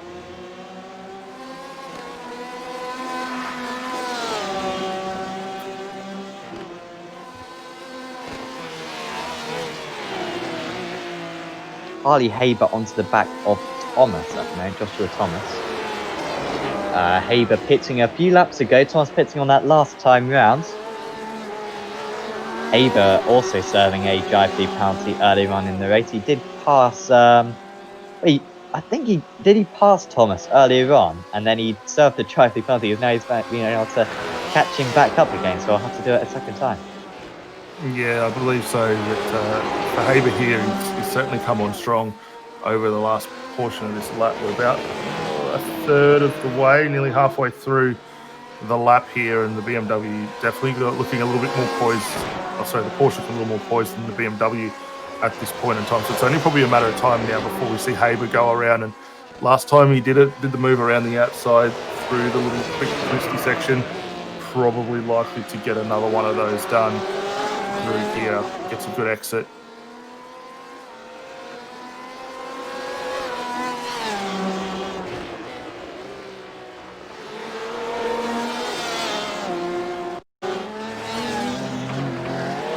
Eddie Beswick in the wall. This looks like a high-speed incident. Now, my bet is he's run wide, hits the wheel onto the grass. I'm wrong. I mean, well, he's run wide. You know, that's something. I mean, that was pretty obvious. And he's hit the wall. There you go. And with a lot of steering damage as well. It was for Beswick. This quick right-hander, so much camber down here, and as long as you kind of get some adhesion onto the circuit, it kind of just helps you round the corner and can create immense amount of speed. That was too much speed attempted from the Mach 1 Esports driver, and he has had to tow back to the pits, but once again, no virtual safety car required. Pat Gallo, who spun on the opening lap, I think it looks like he's going to end how he started, with a spin. Yeah, he won't be too impressed with that as well. This looks like the back of the Porsche there just stepping away from him. He has got quite a few spots down there, but will be able to continue on his fight. Vaughn Ryder squeaking past Martin Crisp there, still carrying a lot of damage after that last incident we saw for Crisp going into the wall. So the Porsche, they're not really working to the best of its advantage, and you see Crisp really struggling to get any sort of power out of it. Vaughn Ryder, though, a pretty quiet night for him. Started 25th, currently 25th, and still seeing some good lap times nonetheless, but just sort of not making the impact that we kind of would have thought from him, given what we've seen so far over the last few championship seasons. Lee Siddle's ahead of him, still yet to pit. So that should be at least one place for him to gain. But yeah, that's not a particularly notable race. Apparently, Dave Clements hasn't pitted. I can testify that's not true. That is not true. He's had some issues. No. If anything, he may have. I think he may have towed back to the pits actually earlier on. Well, there was a tow for the beaching earlier on, and that unfortunately has kept him out of it. I don't know. It's a bit weird though that didn't register as a stop. However, but Clements said, yeah, not the best of run.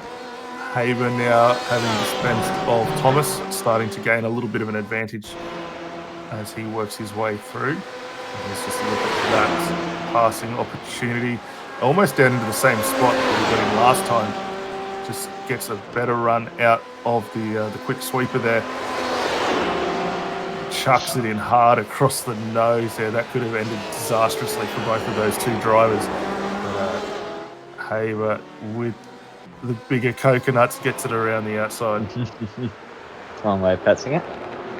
A big move there for Harley Haber. Has he got a chance of catching up to Rizzo? No. 12.5 seconds with about a lap and a half to go. In fact, the race leader just moving on to his 11th lap of this race. 16 seconds ahead. Now, we are expecting penalties, which is a little bit of a shame because I don't think we're going to be able to give you your final order necessarily when they cross the line, because the amount of virtual safety cars we've had, I think a number of the front runners have sped under virtual safety car, and so the order that we have at the end of the race may not be totally accurate, as Delaney with a big spin, but fortunately for him, he doesn't hit the wall too hard and does a nice J turn to get back going. Beeben under big pressure now from Rizzo. 30 seconds off the lead. Beeben managing to out-strategize Rizzo, who was running up in the 4th place earlier on. These two were the other way round, with the virtual safety cars marginally helping the defending champion. But Rizzo looking like he's got the better pace at the moment. Closing in on that last lap. By the way, fast up the race for Harley Haber, a 59.54. That is the first time under the 8-minute mark so far today. Yeah, Haber really setting a good pace to drop that car under. Qualifying times were a little bit better than that. We saw some 7:57, sorry, go through from our provisional pole position runners there, and just struggling a little to do it now. Track conditions looking very favourable though for the final run home. A 23-degree track temp, 74% humidity for those cars, so they should definitely be enjoying the grip being offered up by the circuit as they work their way around for this, what should be the final time. Yeah, maybe a little bit warmer than it was earlier on. Jeez, the amount of drivers who sped under virtual safety car. Looking at the sheet right now, there's gonna be a few penalties later on, I think. So pretty much everyone as well. So maybe everyone will get a 20-second penalty, and maybe everyone will stay in the same order. But I think Healy, if he possibly can, he'd like to get that gap over the 20-second mark to Brown, in case he gets one extra penalty in relation to Lockie.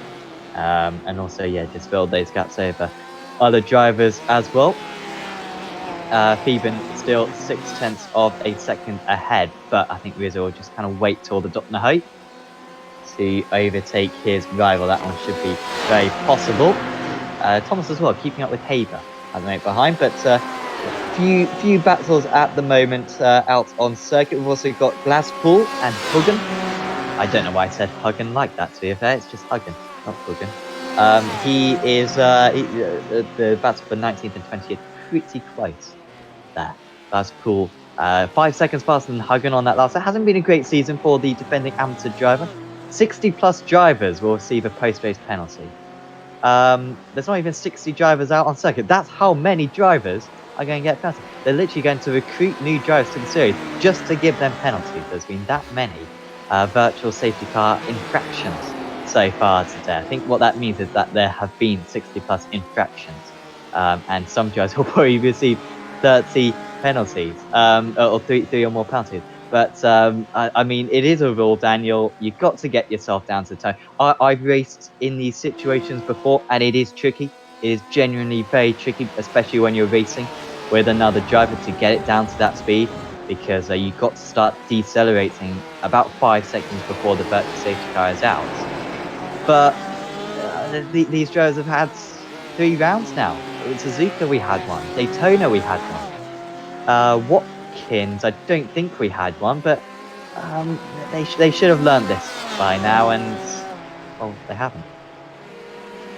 Yeah, look, it's easy for us sitting here. Obviously, we're not out on circuit. The adrenaline's not as high in the commentary box as it would be out on circuit. But at the end of the day, from an age-old TV commercial here in Australia, rules is rules. And if you can't get the car down in time, well, unfortunately, there is a penalty. And much like you see in the real world, if the guys don't get them down at the required time, there is definitely penalties that befall those drivers. So Race Control going to have a lot of work cut out for them. I've had a quick look in the listings there, and there's a lot of repeat offenders that seem to have picked up a few penalties. So a little surprising, given how many we've had over the past few rounds, that we're still seeing the kind of infraction numbers that we're seeing. But the drivers just going to have to be very, very cautious going forward, because it's definitely going to be a lot of penalties, a lot of time offered up that really you don't need to give up on the circuit. It's easy enough to lose it here. Don't throw extra time away for a silly mistake and a penalty. So certainly a lot of lessons going to have to come out of this one for him. Glaspool gets ahead of Huggen. Huggen not fighting too much. 19th and 20th at the moment for these drivers. They are 2.5 minutes off the lead. So even if Healy does get some penalties, I think he'll be protected against these drivers. But that's still decent points for Glaspool. Not sure what his best result is. I think that's going to be one of his best results. Haber, Thomas all of a sudden really quick, Joshua Thomas. He's keeping up with Harley Haber. And we know that BMW has pace down the straights. Thomas really quite underwhelming. And Haber's quick. Haber's quick in these closing stages. Oh, that's a mistake from Thomas. Oh, you'll be viewing that one. And the gap's up to 1.1 seconds, and that might just be his chances of passing down the Dotnahoe. Gone for Thomas. He'll have to absolutely master these last couple of corners in order to get back within draft range. Shame for him. Rizzo is within draft range of Theben. In fact, he's starting to close that gap down. It was up to 1 second, but it's back down to 0.6. And from this distance back, that should be a pretty simple move down the Dotnahoe. It is a couple of kilometers long, I believe, is the Dotnahoe. So that's draft. Look at that. He's getting even closer now, Rizzo. Perfect time to close in on the defending champion. Steven might have to go for something real wacky in order to keep his rival behind in these closing stages. Bart's as well, down to 4.2 seconds to Brown. You wonder if it weren't for that off earlier on in this lap, maybe he would have been able to get close enough for that second place. Meanwhile, Michael Healy moving on to the Dotnaho for the final time. It wasn't necessarily the fastest driver earlier on, although to be fair, it did look like he had the edge on Brown and Barter. And that first virtual safety car came out onto circuit. He made the right strategy call. Meanwhile, Barter stayed out.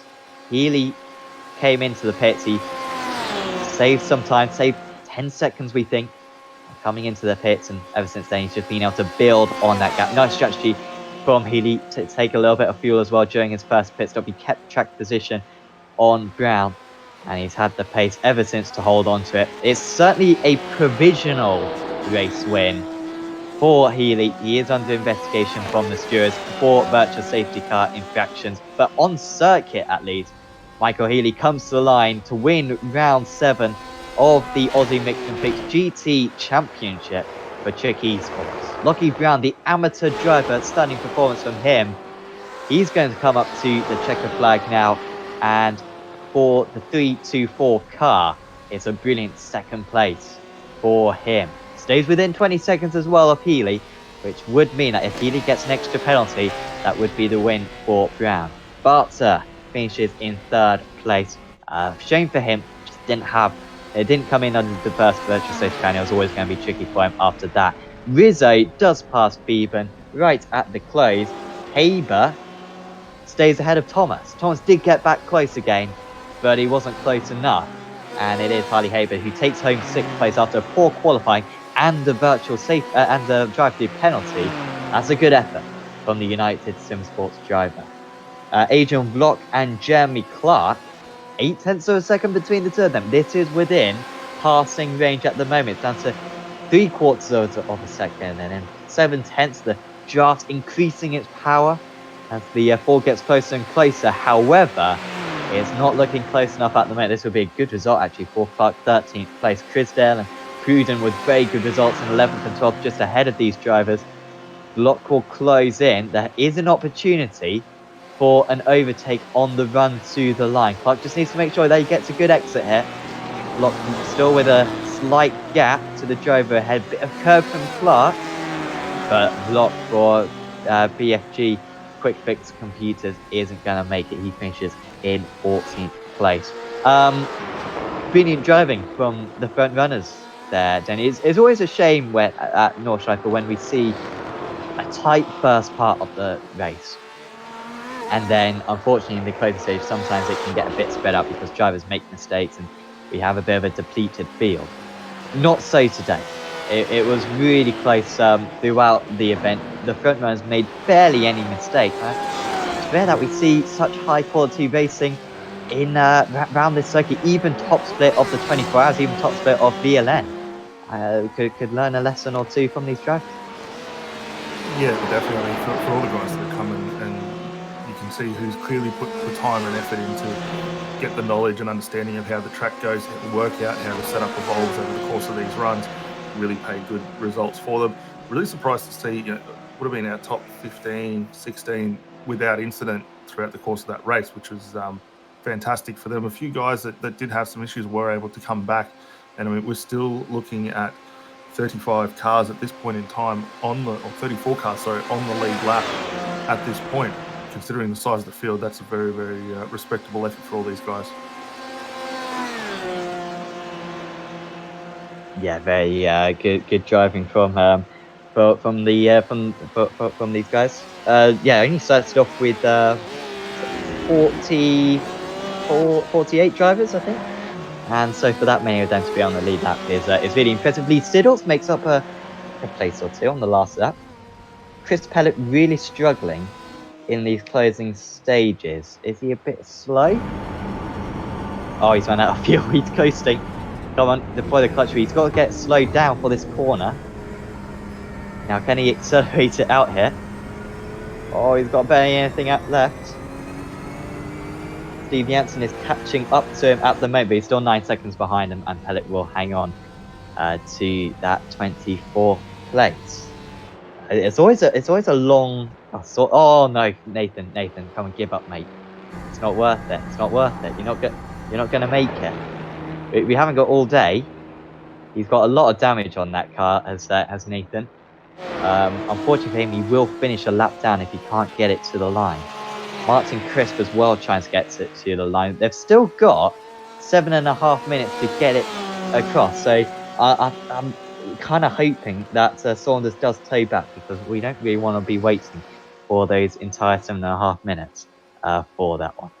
But looking forward to the next round of the championship, at least, Daniel. We've got Barcelona next for the final enduro. And I imagine that one's going to be pretty limited in terms of tires. I believe we're using the historic layout, and if that gets a bit warm, they're going to be chewing up tires, and that could be a really important part of that race.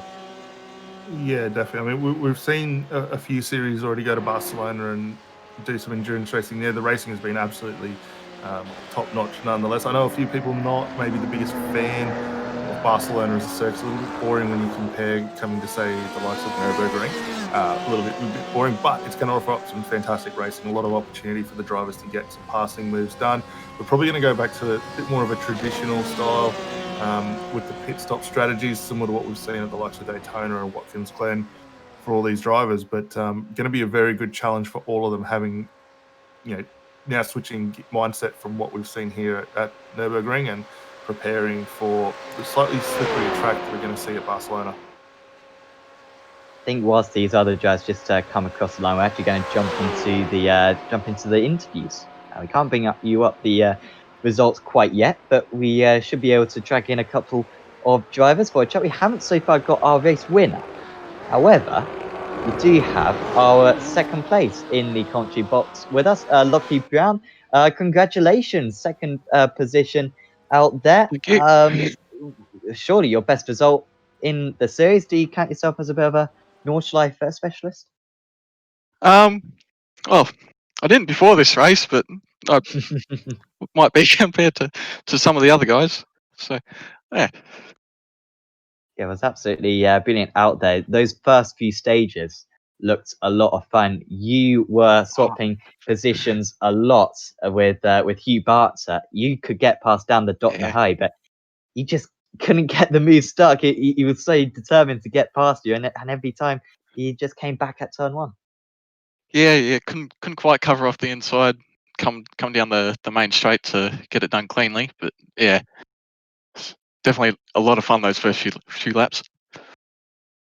And then later on in the race, can you put your finger on how on how the race leader kind of pulled away, how Michael managed to pull away? Because you three looked so close in the early stages, and it seemed like Hugh maybe dropped off slightly because of the virtual safety car. But was it strategy that Michael managed to get so far ahead, or do you think it was just out and out pace? It's probably a bit of both. My lack of inconsistency probably didn't help. So I think he took a bit of fuel in the first stop, which allowed him to save a bit under the virtual safety cars, which got him that 15-20 second lead. Also, what do you think about the penalties later on? We've been talking about it quite a bit on the commentary, but do you think you were able to kind of escape any penalties? Do you think for the virtual safety cars you were down to the speed limit, because it looked like many fell victim to it? I think the first and last one I might be close, so I'm not entirely sure. I hope I'm not, but yeah, we'll have to wait and see. I mean, best of luck, because you may have won this race, or you may have finished 20th. We don't know. Yeah. But on circuit, it was certainly a great result for you, Lockie. Is there anyone you'd like to give thanks to? No, not really. No Not worries, really. no worries. Make a list for next time. Hopefully, we'll see you back on in the commentary box when you get on the podium next time out. Best of luck for next week, Lockie. Thank you. See ya. Lucky Brown there, your P2 finisher. Interesting, we've got P4 currently in the waiting area, which I don't know, maybe Michael Healy's not confident that he's won this race. Daniel, we have got Hugh Bart today, a provisional third place finisher. Yeah, thanks, Sam. Hugh Barter. Congratulations, mate. Very solid result for you tonight, coming home third. Talk us through your race. Looked like you're in obviously very good position early on. You found yourself and Lockie Brown having some pretty good fights down through the Dottinger Ho, the BMW a little bit quicker, but the Porsche seemed to hold its own through the twisty section, especially out through turn 1 and 2. But how was everything out there for you? Yeah, it was really good. Lucky, like you said, Lucky and I had a really, really cool battle at the start of the race, and Michael kind of saved my life in, I think, the last lap when he passed, or last lap that we did all together, and he passed him, and it kind of gave me a bit of breathing room. So that was good for me. Yeah, definitely. And let's go back to the first VSC. We saw both Brown and Healy drop in the lane and go through their first stop. Was it your plan? Was it just something that you might have just missed there getting that car in? Because that looked like once that happened, it did drop you out of the contention to be up in that top fight. Was it the plan to run a little bit longer, or were you originally thinking you might have come down the lane for that one? Well, to be honest, I thought you couldn't pit under virtual safety car, so that was truly all my fault. Couldn't do anything about it. As soon as they pitted and I saw that, I couldn't do anything at that point because I was too far. It was like 2.5 ahead at that point. So I was like, okay, I need the fastest in lap I can possibly do. Take tires, fastest out lap, on a quali pace with low fuel and fresh tires. Unfortunately, I got stuck behind Adrian. Wasn't his fault. It was just bad timing. Can't do anything about it. But yeah, I think if I did get that correctly, I think it would have been a really cool battle between Michael, myself, and Lockie. Yeah, definitely a little unfortunate there. How obviously have you put many laps into the Nurburgring other than probably what you've done, I guess, this week for practice? Is a circuit you were familiar with going into this one at all? Yeah, extremely familiar. I don't know how old I am. When I first learnt this track, I think I was like 12, and I knew the first sector or first half of the lap for about a couple months and didn't know anything else because I just kept crashing after flu plats. So it took me a while to get this, about 6 months, I'm going to say, or so. But over the years, it's kind of developed to become better and better and better. And now I can just hop into any car really and get the hang of it within a couple laps. Fantastic, mate. Next week, too, we switch gears. We go from the long track length of the Nurburgring. We're off to Barcelona. I don't think we've seen you out at least in the GT ranks in that car at that track. But how are you thinking your chances are going to be switching pace and taking the Porsche over there? I think it's going to be pretty good. I really never have driven a low downforce car or a tin top really around Barcelona. I usually drive the high downforce cars like the F3 or the F1 and Assetto Corsa. I actually haven't got the Barcelona track yet, so I'm going to have to do a couple laps there, test it out, and hope for the best. Fantastic, mate. Well, look, another solid result for yourself tonight. We're starting to become pretty accustomed to seeing the ERT car up in towards the podium confines, but congratulations on third position tonight. Before we let you go, is there anyone you'd like to give a shout out and a thanks to? Yeah, definitely. Like I always say, I really like to thank ERT. They've been helping me heaps and just making me comfortable in the environment. I also like to thank Mum and Dad as well. They've been huge support, and all the other drivers for having a clean and easy race. So yeah, thank you. Fantastic result, mate, again, and look forward to seeing you out at Barcelona next week. Yeah, no worries. Thank you.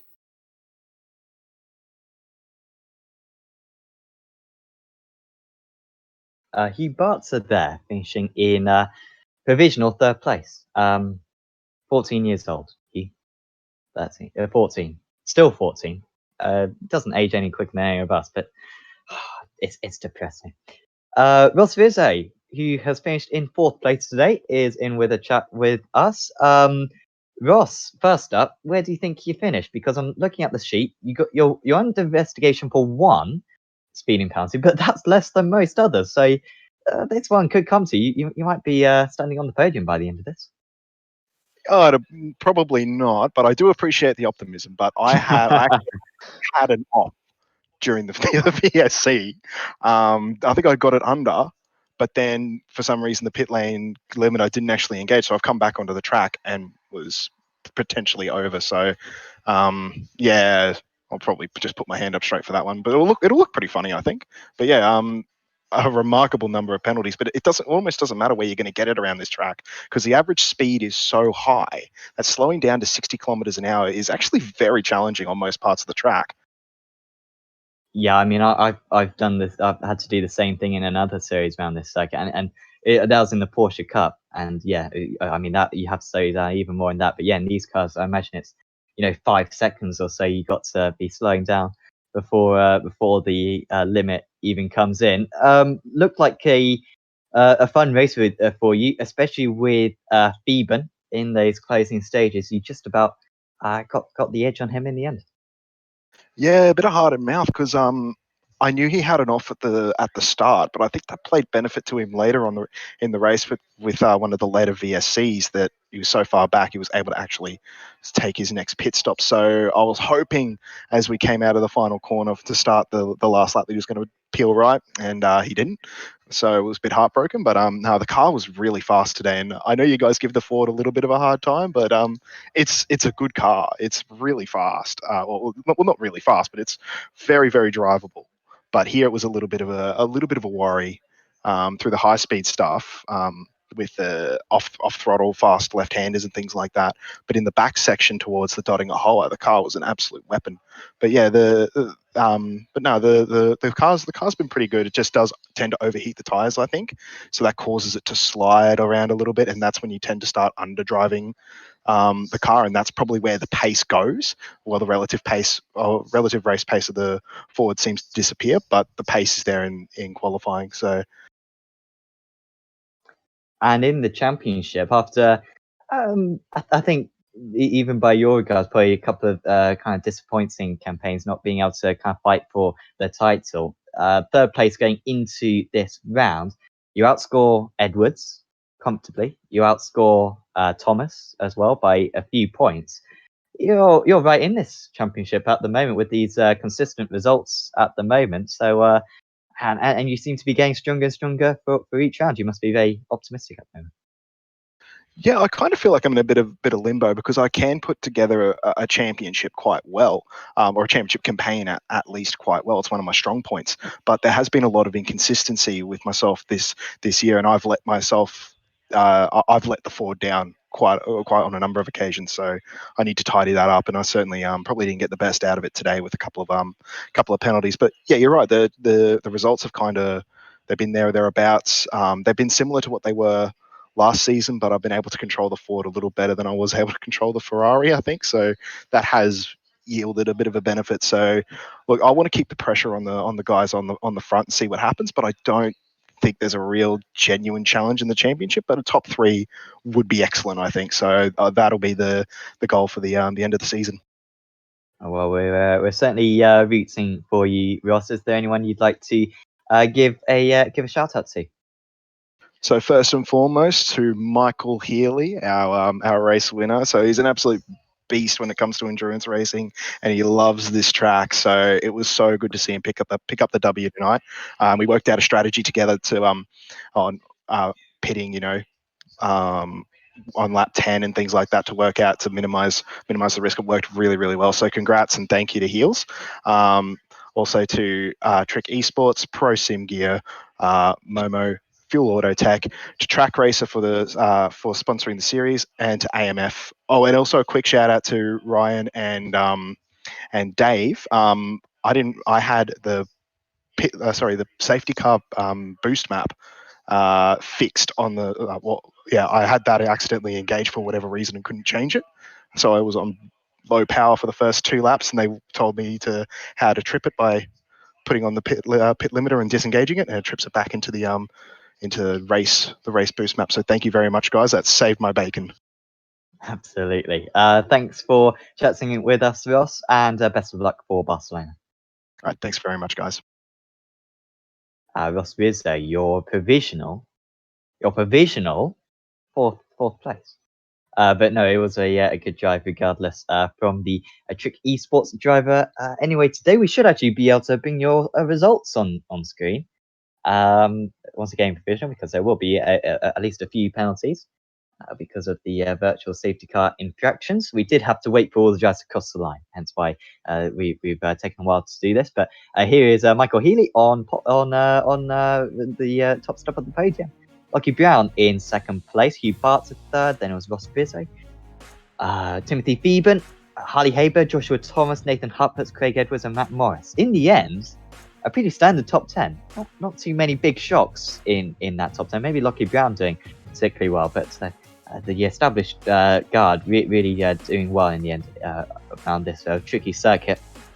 Behind that was Jordan Pruden, Robert Crisdale, Jeremy Clark, Adrian Block, Sean Curran, Brenton Hobson, BJ Kennedy, Mitchell Bales, Tom Huggin, James Glaspole, Paul Woods, Blake Delaney, Lee Siddles, Chris Pellet, Steve Janssen, Vaughan Ryder, Dave Clements, Paul Warwick, Greg Sharp, Martin Crisp, Aaron Cooper, James Woods, Ben Ryder, Nathan Saunders, Justin Quinn, and Eddie Beswick, and also Pat Gallo, and Christopher Hughes, and Reese Whitling, and Philip Morton, and Scott Sislowski, Simon Nicholson, Paul Jones, Brad Wilson, Mario Bartonian, Peter Hunter, Michael Whiting, Kane Ryder, Lockhart Brownlee, Aaron Specchio, and that was everyone. There you go. I got a bit confused there because I didn't scroll down far enough on my screen.